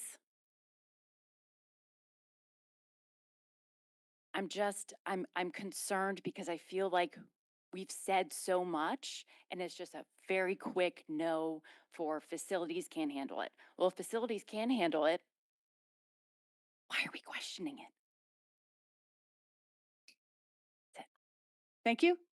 Any other members of the public? Hi, Lindsay Lauren, 55 Lola Street. I'm not prepared this time, guys. I just want to say that one of the things that I think has stood out to me is that I actually appreciate the amendment that's already been passed. And I think that that was a good one, but there's still some ambiguity there. I'm sitting on the kindergarten text chain back there, and we don't know. We still can't tell if we get another section based on that amendment and the backup data that was provided. And that's concerning because I've been sitting in these meetings and I've been talking to you and I read through all of the material. I should get it, and I don't. And so I think that's why a clearer, more transparent reduction in cap that isn't dependent on sort of an arbitrary date makes the most sense for our community. And with that in mind, I would just like to point out that I think the community has some concerns with the order in which things were presented being such that our interests were presented last. And because the other amendment already passed, that now seems to be standing in the way of getting a more comprehensive amendment through. I'm not sure that that was fair. I'm not sure what the dynamic is. To be honest with you, I don't really care. My kids are affected by this, and that's really my priority here. And I think that that's probably the priority of everybody behind me as well. So politics aside, I would want to see something clear, comprehensive, that we can understand as a public community.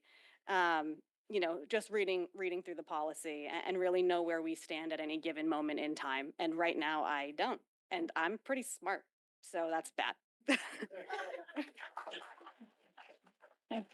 Anyone else?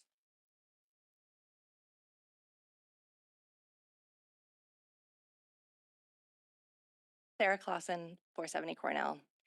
I appreciate Ms. Maxon-Kennelly you coming to the PTA meeting last week. One of my concerns then has not changed. It was the order of the agenda tonight, and I don't feel like that was completely thought through, to be honest, because of what was just said, and the order of the amendments changed the whole entire conversation. And I do ask that the support for this amendment was incredible, and I support it too, but I support the other one more because I do think it's permanent. And my problem for my child for this moment seems to have been solved, but for everybody else's children, it has not. And I really, really beg you, I know there's financial concerns. I know that can be solved. I know there's backup that you all spent hours and hours and hours doing. And those are facts. If there's anything in there that can be disputed, I ask for any of the board members to please ask a tactical question that can dispute this. But the conversations about OT hypothetically being on the stage, these are all things that I appreciate as well. But the good of the overall children should come first here instead of hypotheticals with financials and OT on stages and anything else that anybody here can come up with. So please, please, please vote this last one through. Thank you. Thank you.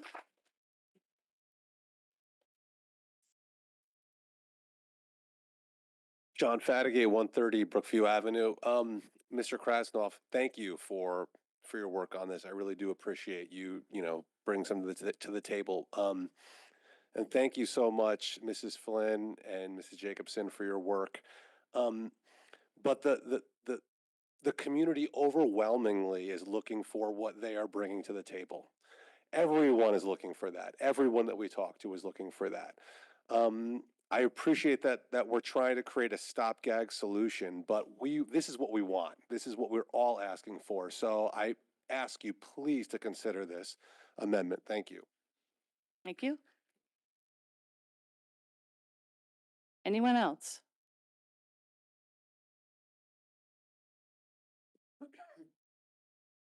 Jeffrey Debaney, 331 Stratfield Road.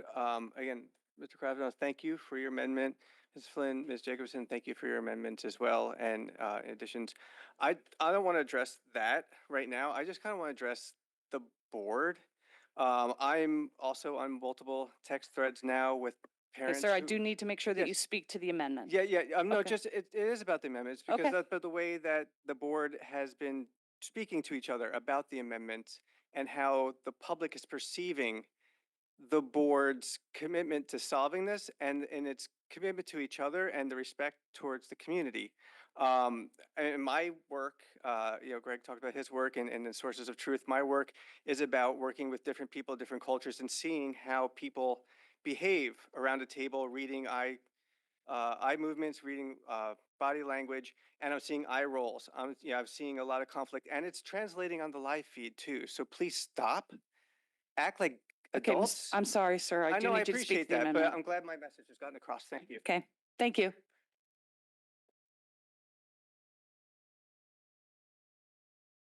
Hi, Jen Hackelman, 508 Cornell Road. I wasn't planning on speaking tonight, but this is something I'm very passionate about. I've got an incoming kindergartner, and as some others have said, the way that the amendments were brought out has definitely, I'm not understanding the order of it, and that may not be something I'm supposed to understand, but it has definitely changed the conversation that you guys are having in regards to voting.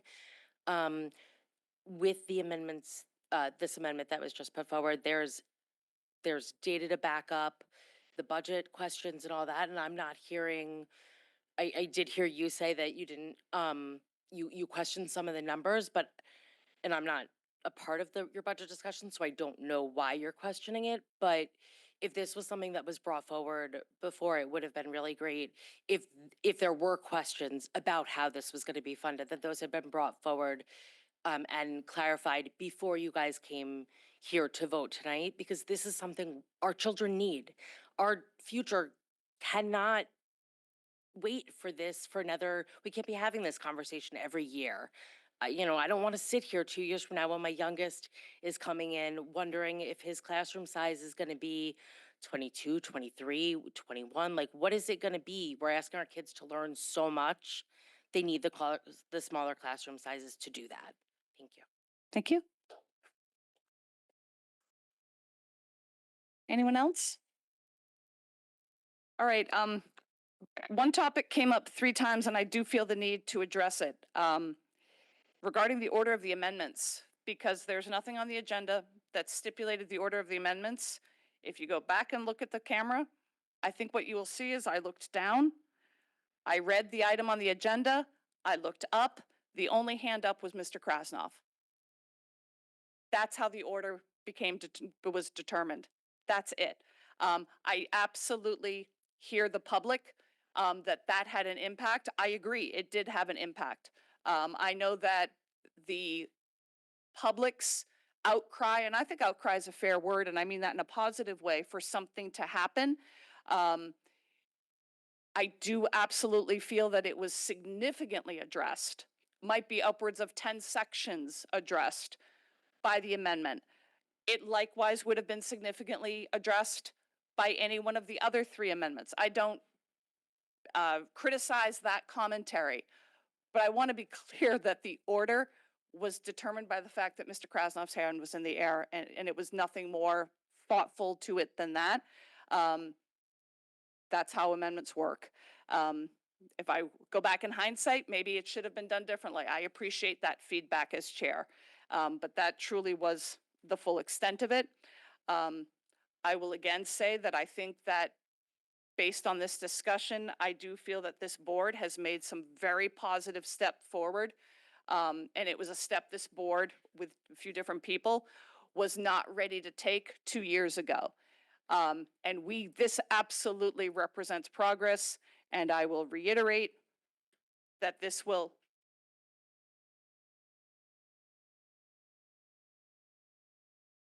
Mrs. Jacobson, I haven't spoken to this amendment at all. This is my comment. That I do think this amendment actually to me is the most appealing of the three. But in fact, in terms of the financial impact, is now inaccurate based on Mr. Krasnov's amendment. I do not agree with the many of the offsets for this. That is a conversation I would like to continue. I know that those were not run past the superintendent, so I have no idea what his reaction was to them. I fully appreciate the work that our two board members went into in terms of accumulating them, but they were never run past staff. And that is always a very important requirement of that. So again, I want to be very clear to the public, this conversation is not done. But I think we have made some excellent progress tonight, and I'm interested in seeing the board vote. Mrs. Jacobson. To be fair, this 7 people at this table have had 2 years to do everything you just said. 2 years. 2 years.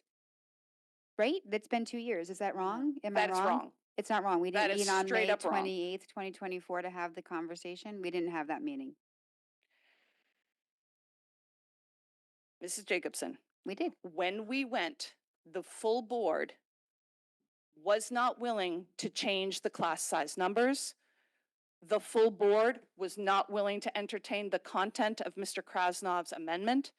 We put in a lot of other controls to control for expansion and collapsing. We passed it in November of 2024 to see how the 2025-26 school year would go. We now have more information. We have seen the issues of this school year where we have had classes not only at cap, but past cap, and the means with which we address those large class sizes. The board has been interested now has heard the public, wants to make progress, and I'm committing to the conversation continuing. But the board of a year and a half ago was not interested in the details that you describe. And in fact, the one that was voted out of policy did not contain the numbers that you are now advocating for. Correct. Just to clarify,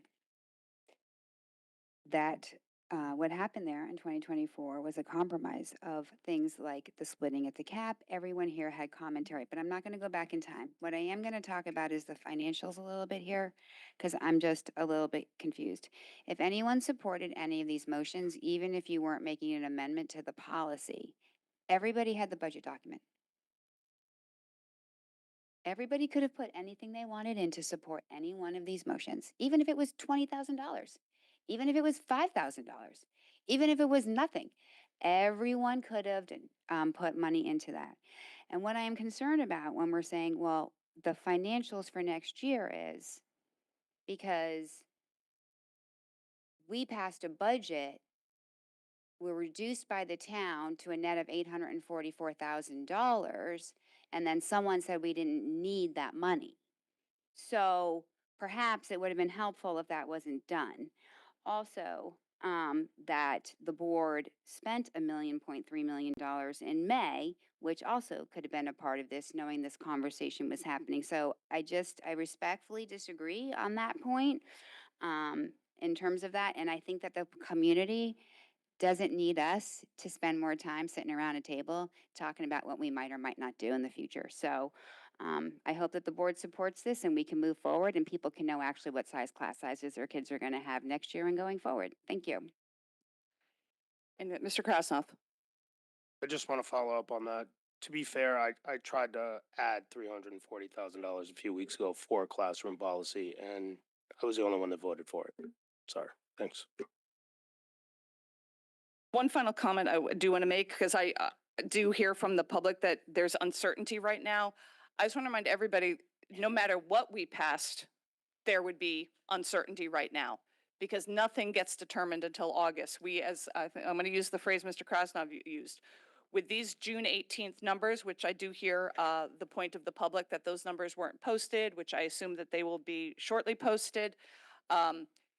We're getting a look under the hood that we normally as a board never get and never discuss, because everyone recognizes that the numbers we're looking at in June are going to change. There has already been tremendous change since June, sometimes involving a change in section numbers, sometimes not. But no matter what was passed at this board table, no one would be able to be certain about what sections they were going to have for the fall, which is not a comfortable position. I know that. It's just also normally something we're not even discussing, because we know that's part of the process. So with that, I'll call for a vote.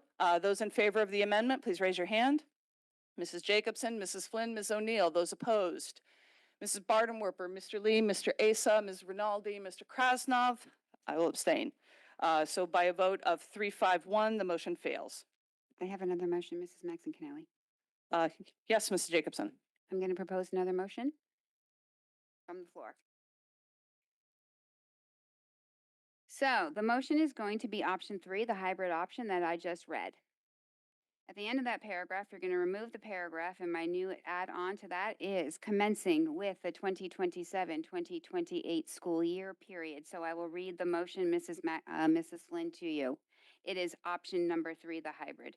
That the Board of Education amend policy 6151 class size to reflect a reduction in grades kindergarten through grade 2 to 21, representing 2 less than current, and in grades 3 to 5 to 24, representing 1 less than current, and McKinley staying as they currently are in the policy at 21 in grades kindergarten through grade 2 and 23 in grade through 5, commencing with the 2027-2028 school year. Seconded by Mrs. Flynn. So now that those other amendments failed, to move forward for the 2026-27 school year, I know that it would be really beneficial for all of us to know what we were looking at for the 2027-28-20 school year. Also helpful to the administration as they go about building their budget, because I have no idea when this would be coming back in time for 27-28, and I think that the community might be helpful to have at least some semblance of a concept of when this would actually be. Honestly, I could have applied this to option 1, 2, or 3. I'm agnostic as to which one. Somebody wants to change it to 1 or 2, fine. I just went with the middle option at this point to throw out the hybrid. And this sets us on a path to know that for come January, we will see budgets that have these sections for these class sizes for the 27-28 school year. Hopefully that relays any concerns around any financials, because that would then be addressed through our budget. Thank you very much. Mrs. Flynn is a seconder. Would you like to speak to it? I'm just happy that we're going to have class sizes of that in a year. Mr. Krasnov. I love this idea. I just asked maybe we have a meeting to look at these numbers. I don't know the impact now with mine. I just want to make sure it fits. As long as it fits, I'm all for doing it. I'm asking respectfully if you would let us postpone it to a date certain. Mr. 'cause Krasnov, are you have making a feeling it would motion to pass. postpone? I make a motion to postpone to a date certain, and we can even pick the date now, because I just Well, want to for a make sure. date certain, we need the date. I just so- want to make sure it fits. When's our first meeting back? I'm all for it. I just want to make sure it fits. Hold on. So first, we have, I need the motion to postpone, and I need the date as part of it. I make a So motion to postpone. while you check the date on your phone, any other board members with a comment? Mr. Lee? So I have a question going on. We approved Mr. Krasnoff's motion tonight. Ms. Jacobson put up another motion for the following year for 2027-28. What happens to his motion then? His motion has changed the policy. The policy is now changed. It will be changed on the website. That is done. So then we're rewriting his policy for the 2027, so it's gonna be 3 students then? Yeah, because his is 1, you're asking for 2 less, doesn't that make it 3? This is not one. It will depend based on the numbers, Mr. Lee, which none of us have in front of us to see where that impacts. Okay. Mr. Krasnov, sorry. To Mr. Lee's point, that's exactly why I would love a few Yes. weeks to look at it. I wish it was only 2 weeks, but unfortunately, our next meeting is August 25th. So He hasn't made the motion yet. I would like to make a motion to postpone this vote till August 25th's meeting. I am really intrigued by it, and if it fits, I would love to vote for it. Before it is seconded, I'm going to request that you move it to September, but I will not vote in favor of, again, it hasn't been seconded yet. I would like to ask that only because there is work that would have to be done, which wouldn't be any more ready then than it would be now, not by subcommittees. So while Mr. Krasnov is checking the next date, Mrs. Flynn? Can I ask for a 5-minute recess for Mr. Krasnov to write his amendment out? Since it wasn't provided to the board, just so I can see it. I'll second It's a that. motion to postpone. It would just make, She couldn't have Or submitted can that you ahead of just time. withdraw your motion and let's vote on my amendment, please? I'll second Like, that, like, 5-minute recess. honestly, can you just withdraw your motion, please, and let's just Okay, vote? hold on. Mr. Krasnov, I'm back to you. Do you have a date? Again, I'm asking before we get a second. September 22nd. Okay, so the motion is to, My motion is to postpone this vote to our meeting September 22nd. seconded by, are you seconding? No. Seconded by? I will second it. So we're now discussing the motion to postpone. I have to check if that's. I have a question through the chair to the superintendent, please, and actually to the CFO. Postpone to- So, based on this board in October and in the fall, we have a preliminary conversation on budget drivers by this board in October. This meeting is not until September 22nd, which I'm just gonna guess, there's gonna be more questions. And the superintendent presents to this board in early October what their budget drivers are, which means the budget is being developed, to be candid, now. So the reality is that with this comes, the CFO and the superintendent is going to ask us in September, October for our input, and you're going to present to the board in October what the budget drivers are. So if we're not even having this conversation now till September 22nd, why isn't there a first meeting in September? What happened to the first meeting in September? Mr. Krasnov suggested the second meeting. That also allows the month of September to have subcommittee discussion. Subcommittees can't meet in the summer? Okay, so anyway, my question is, that is entirely too late for budget production, in my opinion, and I have a crystal ball.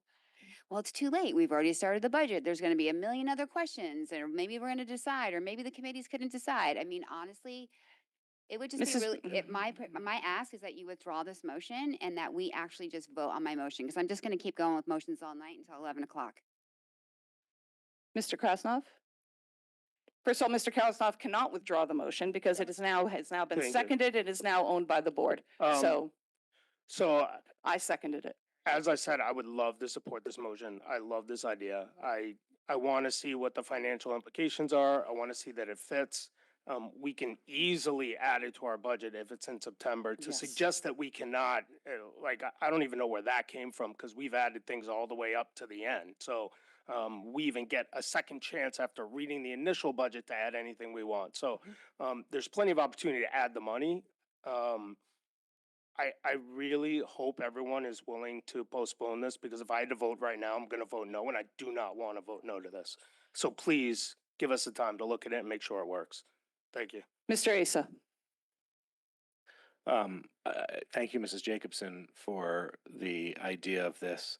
I am going to support Mr. Krasnov's motion because I think it is something that we should be able to discuss when we have more definitive numbers and how it fits and whether it will fit with his amendment, or if it's something that we would have to look at to eventually eliminate the amendment that we approved tonight. But I would be open to that discussion, and being that it is for the 27-28 school year, I would agree that September is plenty of time prior to our January budget deliberations.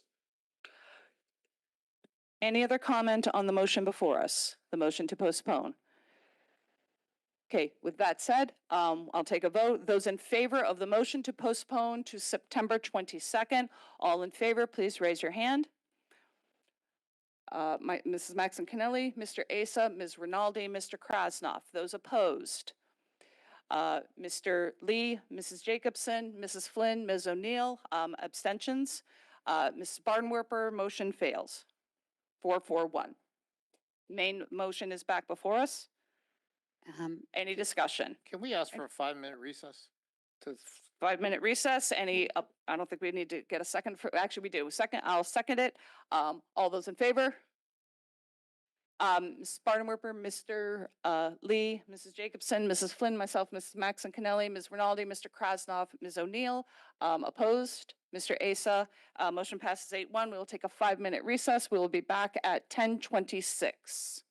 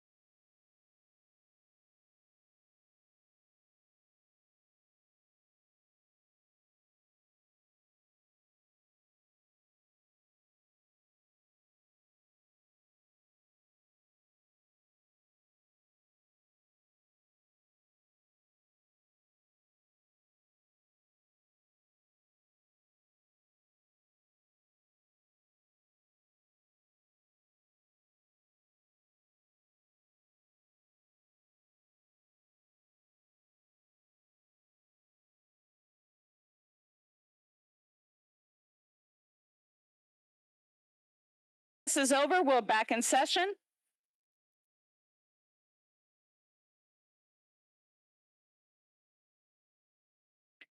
Okay, the board has a motion before the table. Before the board? Does anyone have any other discussion? Mrs. Jacobson. As it pleases the chair, I just have a question and clarification before we vote on this. I'm gonna make several more here tonight, but I don't want it to be confusing. If this is going to pass to a date certain, and then what you're saying is that committees were going to do work on what, I have no idea, because we don't have 27, 28 numbers. But I then also wouldn't want to leave out option 1 and 2 from that conversation either. So in other words, the motion on the table is only for option 3, the hybrid. I just wanted to vote on that. But if the proponent of this motion could clarify that, or could the chair, based on the motion before us, it would only therefore apply to the hybrid option, correct? The motion right now is yours. There is no motion to postpone. That lost. That failed. Oh, never mind. Any other questions? Okay, going out to the public. Any comments on this amendment and this amendment only?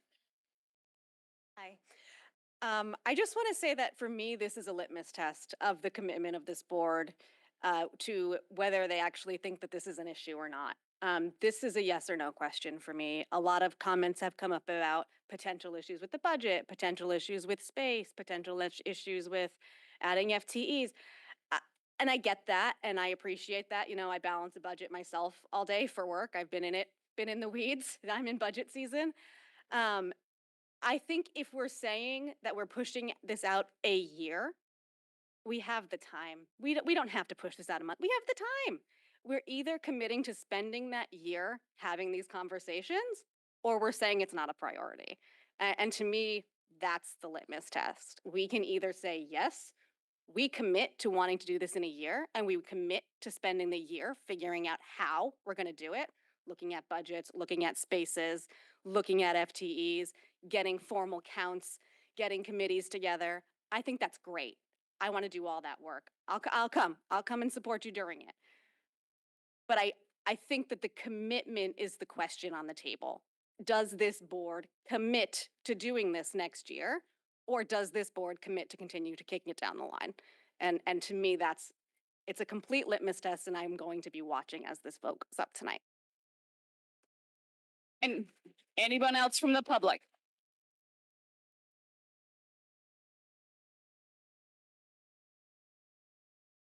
Robin Herda, thank you for your thinking. Thank you for your creativity. I've heard from almost every single person up here that they agree with smaller class sizes. Fantastic. We all do behind us. We're still here and we'll come here. And we look forward to a robust conversation if this passes. And I looking forward to everybody saying, yes, this is what we want and we're in favor for it. So thank you. And I look forward to hearing that, good news. Thank you. Any other members of the public?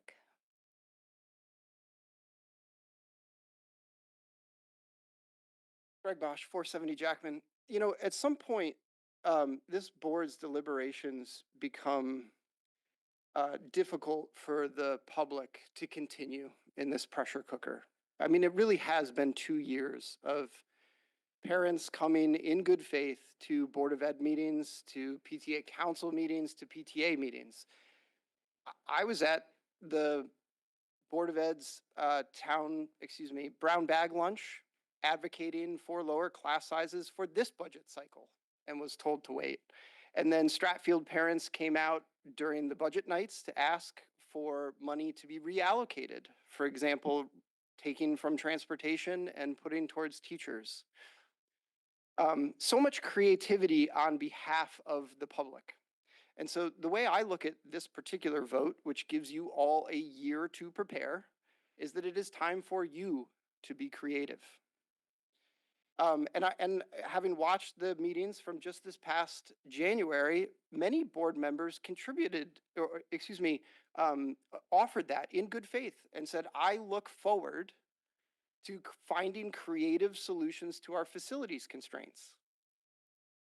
And now that the finances isn't part of what's holding this up, because you have a year to ask the town for a proper budget to cover this, and you are giving yourselves a year to figure out the facilities component of this, there's no reason for this not to pass here tonight. It's time for the Board of Ed to start putting in the work through its committees over the next year, knowing that you've committed to this tonight through this vote. I would love to see this be unanimous. Just as the Board of Finance voted on the budget this past year, it's time for some unity. Let's all commit to lowering class sizes here tonight and not ask all these parents to continue to come back to ask for your support. Thank you. Any other members of the public? Any final comments from board members? Mr. Krasnoff. Again, I wish we had more time. I think it's not responsible to do this without looking at our facilities. And if everyone wants to vote for it, absolutely fine. I'm personally going to abstain because I think we need more time. If we got to move people, I don't want to be responsible for moving students now that mine passed and adding this. I think it's really irresponsible to not take time and look at this, but that's the will of the board. That's the will of the board. Thanks. Any other board members? I will reiterate that point, Mr. Krasnoff. I am very interested in this amendment. It's why I abstained on it. I was not ready to vote for it, but I was not opposed to the thinking of it. But we know how, if you think this is a crowded room, let's throw redistricting into the conversation, which this amendment very well may do. It may not. And it also may be that we decide thoughtfully that this, and I do think class size is important, but if it needs to be paired with a redistricting, I promise you, it is going to be a very different public comment session. And this board may have to withstand that pressure and say, this is important enough that we stand by it. But my children were at Stratfield when there were 4 portables and art was in the cafeteria with these little barricade walls. And Stratfield parent after parent after parent came up and said, I don't care about that condition. I don't want to leave my school. So to not pair or know that it will or will not affect that, it is short-sighted.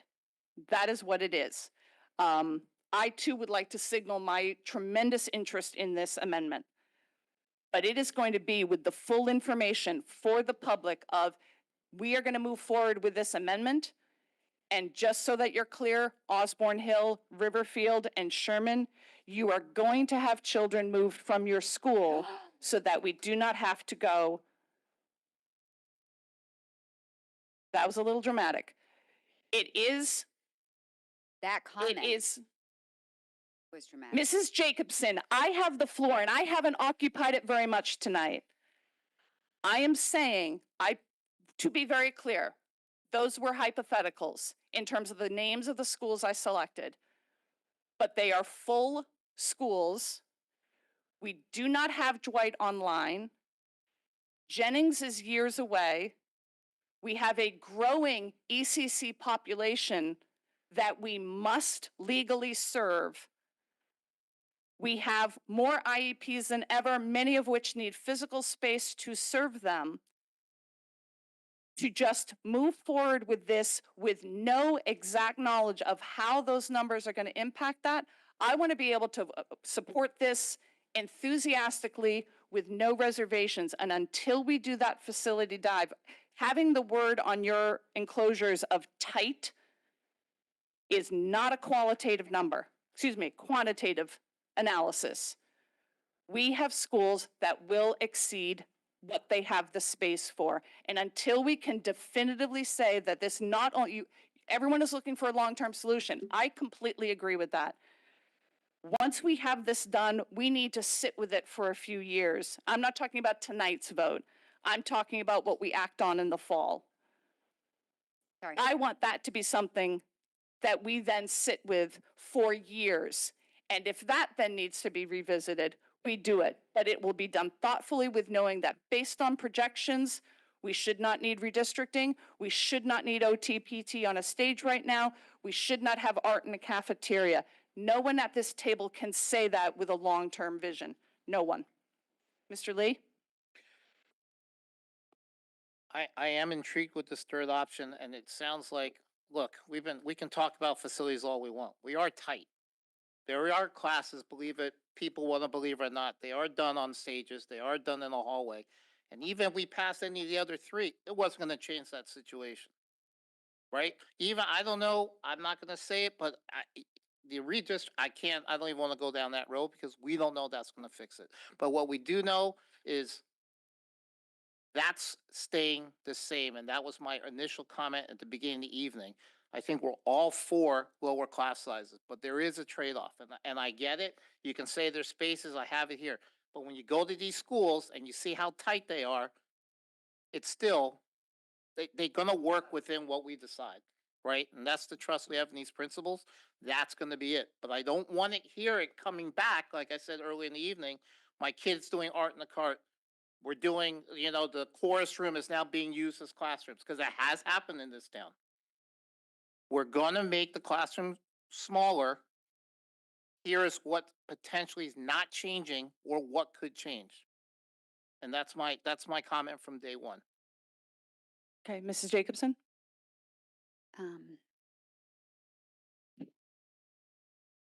It is pretty concerning that there are board members sitting here talking about hyperbole when were asked in email and text and at this table to do the homework. I don't know why anybody has any questions. You have enrollment projections. You know how many buildings there are. You have everything you need to know to answer everything you just did in the last 2 weeks or the last 2 years. And it's tight is next to the column where the quantitative analysis is provided. So the quantitative is there. Mill Hill is perfectly where they should be with their zoned enrollment. The reason why it's tight is because the administration put 2 CLCs in a building that were not built for CLCs. It has nothing to do with the kids that are zoned for that building. Same with Osborne Hill.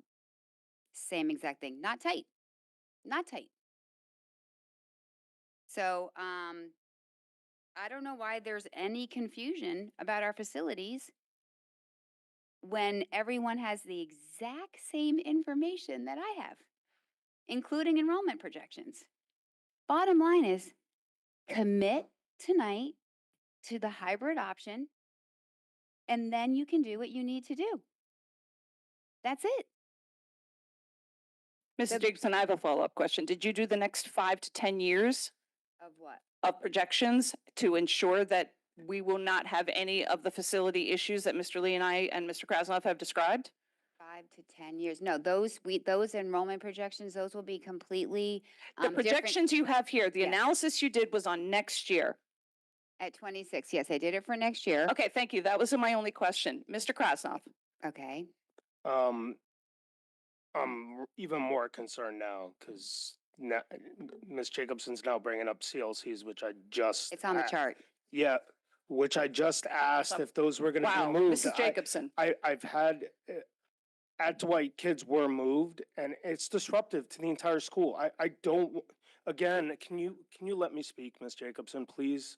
Mrs. I'm Jacobson. respecting you. Can you please respect me? That's all I ask. I have fear that we're making a decision tonight, which I would, again, love to make. I think it's the greatest thing ever would be to lower class size. But for us to do it and cause a massive ripple and not allow all the other schools to comment on this, besides the people that have joined us today, which I'm so glad they did join us because all their feedback has been amazing. But Sherman should be able to be aware of this and be here for comment.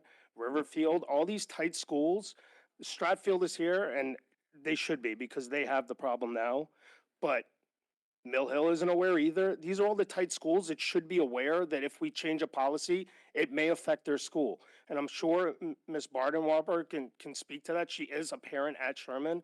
Would you think the Sherman, from the chair to Ms. Bardenwarper, I would like to know if you think the Sherman community would like to know that it is possible it could get pretty tight in their school if we do this. Yeah, I spoke with the outgoing PTA president today regarding this, and we did talk about how tight it was, and we went through, all the various classrooms and what they're being used for, and we had this discussion. I also did a walkthrough with our principal, Dr. Banner, as well as Mr. Lee earlier in the year, where we discussed the facilities at Sherman. I know they would very much, be interested in continuing the conversation. Everybody theoretically supports smaller class sizes, but Sherman is tight. And I know that on paper, we theoretically have these classrooms, but they're being used for other purposes right now that are important and do need homes. So that's why I earlier in the night asked the question, what are these classrooms being used for now? Because I understand that on paper, each school is built to have a certain number of home rooms. But those homerooms have been repurposed and are being used for programs such as Accelerated Math, such as Gifted, such as Orchestra. And these programs, I mean, to Mrs. Flynn made a really good point earlier in the night when she said, I don't think when these schools were designed, OTPT existed. And that's my exact point, is that I'm scared of the paper, and that's the only hesitation. I agree, we could figure out the budget. I'm not worried about the budget. If we had a year to figure out the budget, great. If we have 6 months to figure out the budget, I'd happily support this. Like, I'm not worried about the budget. It's the space. And I continue to be concerned because I am concerned for the children. And I am worried that we are going to create unforeseen problems because we don't know what's in those classrooms physically right now. And that's why I asked for that information. Okay, Mr. Thank Krasnov, you still have the floor. Yeah, so to that point, I don't see another meeting in September, but I once again would like to make a motion to postpone this to whatever that first meeting in September is. I looked at my calendar. If someone could please give me the date, I'll make it formally. I think that we have a responsibility to at least look at this in a facility standpoint. The budget, I agree with Ms. Bardenwarper. I'm not worried about the budget implications. I am worried about the facility implications. Would anybody else like to comment while I attempt to connect to the internet? Actually, Ms. O'Neill, you had your hand up. Oh. No, he didn't make a motion because he didn't say the date. I'd like to make a motion to postpone this vote to the September 8th Board of Ed meeting. Do we have a second? Ms. Rinaldi? Okay, any discussion on the motion to postpone? Seeing none, we'll take a yes, Mr. Lee. I honestly don't know what is going to transpire between now and September, especially when it comes to facilities. Miss Jacobson brought up a point. Oh, the CLC was added there by the administration. Yeah, because at that time, that school was the largest school. It was the newest school, and they moved it there because there was space there. And that will change. That potentially could change again. We keep saying it's not true. You don't know. The one thing I will say about September 8th is that I do agree with the point Mrs. Jacobson said earlier, is that it is entirely possible for our subcommittees, if they need to add a meeting, that they could do that as well. Individuals can do their research as well, but those subcommittees then would have time to do that additionally. Back, Mr. Krasnov? I'm sorry, I should have let you speak to your motion. Well, I wanted to make one more point as a member of the Facilities Committee, and I can't speak for the chair, but I'm sure Mr. Lee would love to do this. The buildings that I'm really afraid of, I'd love to bring the principals in and really find out exactly what is going on in these buildings before we make this decision. That's all I want to hear. If I hear there's room and they can get it done, I'm all for this motion. I just want to make sure we do it right, because none of this work has been done on this particular motion, including my motion that already passed. Mr. Asa. Thank you. Sorry. Yes, and I think I was about to say the same thing from the facilities standpoint. I understand what Mrs. Jacobson's saying with the inventory and what it is on paper, But in reality, that changes every year, and it has likely changed since the Facilities Committee did that extensive work based on what the principals are using the classrooms for. So I think that is a simple request and an easy request. And looking at what it is when they give us that information and then forecasting it forward with enrollment projections, I think would be a little bit easier to do. But definitely knowing that what some of the classrooms are used for and are they actually relinquishable based on programming, because one of the things we're not talking about, well, we are, but ECC, TLC at Riverfield, CLC at Mill Hill, those programs, okay, if you're going to take them out of there, where are they going to go? And I think that information would be very vital to this conversation. And I like the idea of the September 8th. Mr. Testani? To your point, I did send an email to the elementary principals, giving them the hypothetical if there was any room available, if a new section in their buildings were added. So I'm gathering that information. They have started to respond, some favorably, some not so favorably. Follow up. Okay. Mr. Krasnoff? And just one more thing, I would actually ask, hopefully Ms. Jacobson would be warm to this. I would actually like to see all 3 amendments put on that September 8th. And that way we can look at what the scenario looks like with 2, with 1, and with the hybrid. I would love to make a very good decision for the community, but look at it properly with the principals and make sure we have space, especially knowing the stopgap in terms of going over that we've already put in place. So long as our 3 facility committee members can put that time in, there's no reason not to have that look at all 3. Mrs. Jacobson? So my motion is on the hybrid option. Okay, right now the phone. Well, I understand that, but now we're talking about the 3 options. So that is not what's on the table right now. So it would only be 1. So what I had said to you before, additional motions that I will make would be so that the other 2 options would be included. However, I have concerns. So the board already passed something this evening, but now there's concerns on facilities. So I'm just confused. Is there not anticipation that any additional sections will be happening from what's happening? Do the committees need to study that as well, what passed tonight? I believe Mr. Testani is already finding that information. Okay. So, I mean, on the one hand, I think it'd be great because there's obviously some people who don't understand how our buildings are utilized or what the utilization rates are. But through the chair to Mr. Krasnoff as the proponent of the motion, what numbers are you going to be using for that? Doesn't matter the numbers. I just want to know how many sections each building can hold. And then we would have the knowledge to be able to look at how many sections would be there, no different than what we are doing for this year. Well, you already know that because you know how the size of every building. Okay, right now we are do not know that. discussing the oh my God, I can't talk anymore. Oh, We are discussing the motion to postpone. And I'm So it's clarifying. Sorry. right now I'm clarifying, the purpose of this postponement is not necessary if you already know the number of classrooms in every building. No, because there's some buildings like Sherman that I believe might be using one for a computer lab and might be using another one for this and another one That's for in that. their ed spec. Again, Ms. Jacobson, what the principal uses the classroom for currently and whether they have space is not necessarily the same exact thing. And that we would just need- influence. Mrs. Sorry. Jacobson. I'm asking through the chair to Mr. the proponent of this We need to motion. get to the bottom of The the bottom exact line. usage. I have looked at mine. Mine has minimal impact for next year. Okay?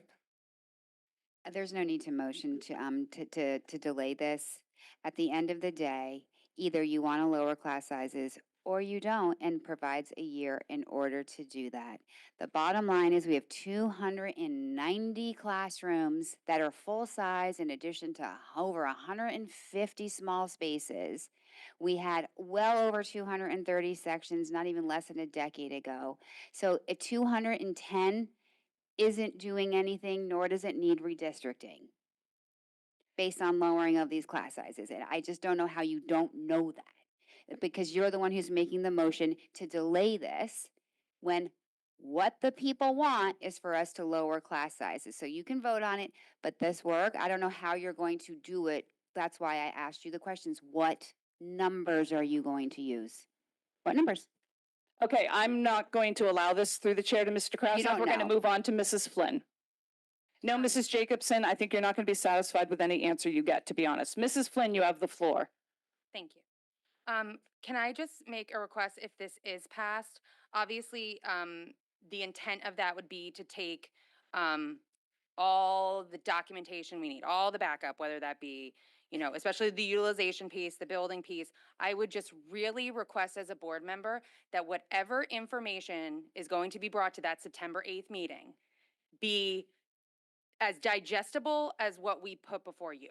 So numbers, I would expect it to be a very well, because to be fair, what is being said is, I know that mine works, but I have seen nothing on paper that says any different, because the utilization is just as similar. And it's highlighted in yellow. So while I appreciate the intent, and I mean, to be fair, I would have loved administration to have done this work in totality so that we all could have been on board, but that was not the direction from this board. It was for board members to show up and do the work. So my expectation over this summer is, if the public is gonna wait on this, that this board does that work. So that's the expectation to the facilities committee, the finance committee, the policy committee, whoever needs to get involved and engaged. We all ran to do this work, we need to do it. Mr. Lee. I just want to point out something. We talk about classrooms and small workspaces and things like that. And you know, being on the facilities committee. Mr. Lee, again, if you could Oh. speak to the motion. Well, The motion, okay, then I withdraw what I'm gonna say. Mrs. Bartenwerper? I just want to say I do support this motion to postpone. I do so in good faith that we, you know, we want to pass this, and I think this is progress. I know some of the comments from the public were that this board come together in unity and that we try to make a positive, lasting change. And I think the fact that we are having this debate and that we are trying to postpone it is a sign of good faith that we are trying. I know for me personally, I really want to just see it. What are those classrooms being used for now? Maybe that means nothing. Maybe it's all stuff we can figure out very easily. But I want to have that in front of me before I make this decision. And I think that that is an ask that we can have fulfilled by September 8th. And I just want to say that I think this is an attempt at trying to bring this board together. And I thank you to Mrs. Flynn and for Mrs. Jacobson for bringing forward this option that we can look at the 27-28 school year, because I believe that that is something that feels a lot more feasible than, you know, making this big of a change for the coming year. Thank you. Okay.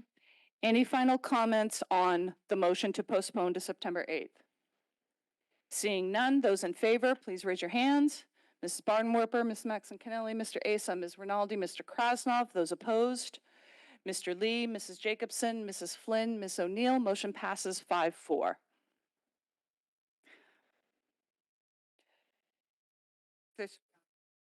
I have one more.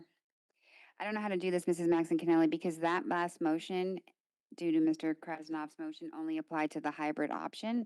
So I will quickly put a motion on the floor to. Mrs. Jacobson, may I ask you a question? Yeah. If what you are interested in is that the work of the facilities committee apply to all three, I think you can make a request to the facility committee that they do that. I don't think you need to do that through a motion. If they don't come back with it, I think you have cause for a beef. I think we would have a problem. So my expectation, just so we're clear and the public's clear, on September 8th, we're going to get a very large package. We're going to get a financial package. We're going to get a facilities package. You're going to tell me exactly what sections based on what numbers of the class sizes would be going out for how long. I don't know how long. But at the end of the day, I'm not sure, because you know that I already have that today.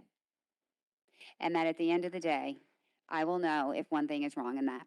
So just so I know that come September 8th, we're going to have a very large package in front of this board, both fiscal and facility. How many years are you going to look at, Mr. Lee? How many years are you going to look at, Mr. Lee, as chair of the facilities committee? How many years do you want me to look at?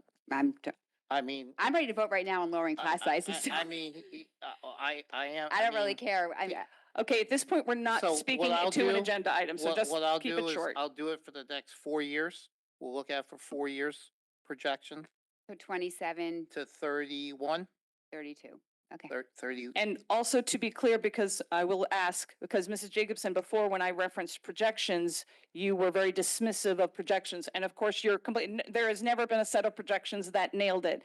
Is this board willing to trust that the most recent projections we have had done will be the basis of this discussion? You mean the town had done?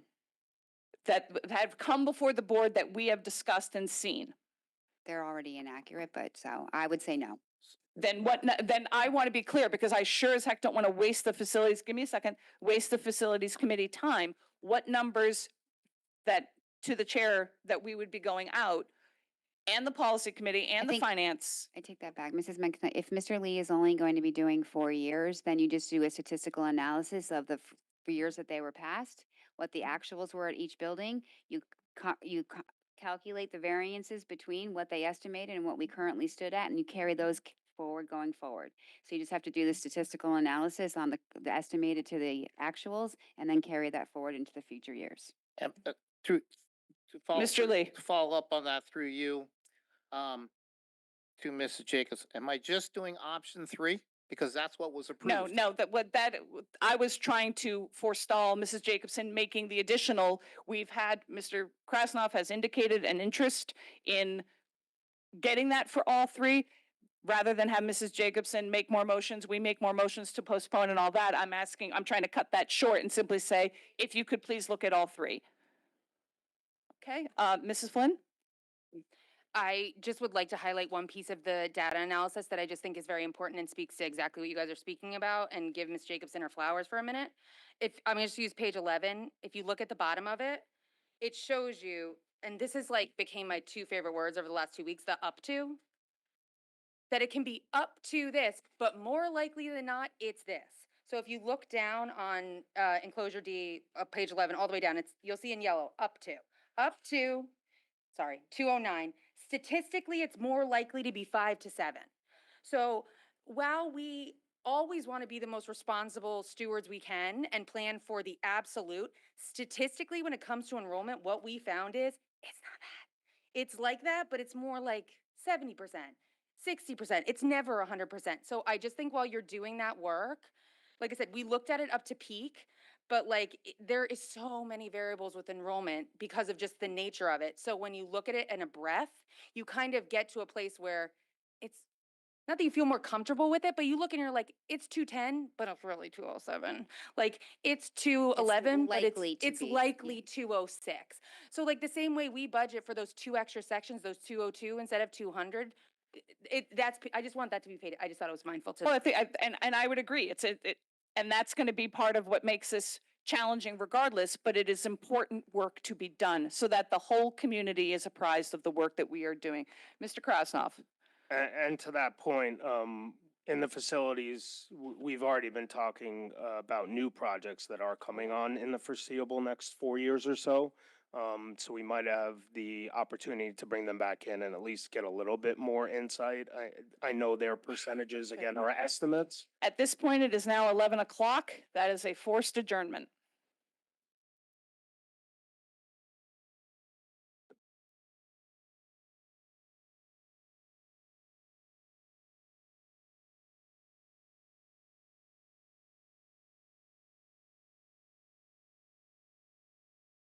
Sorry, Nick, that I did not get over to you.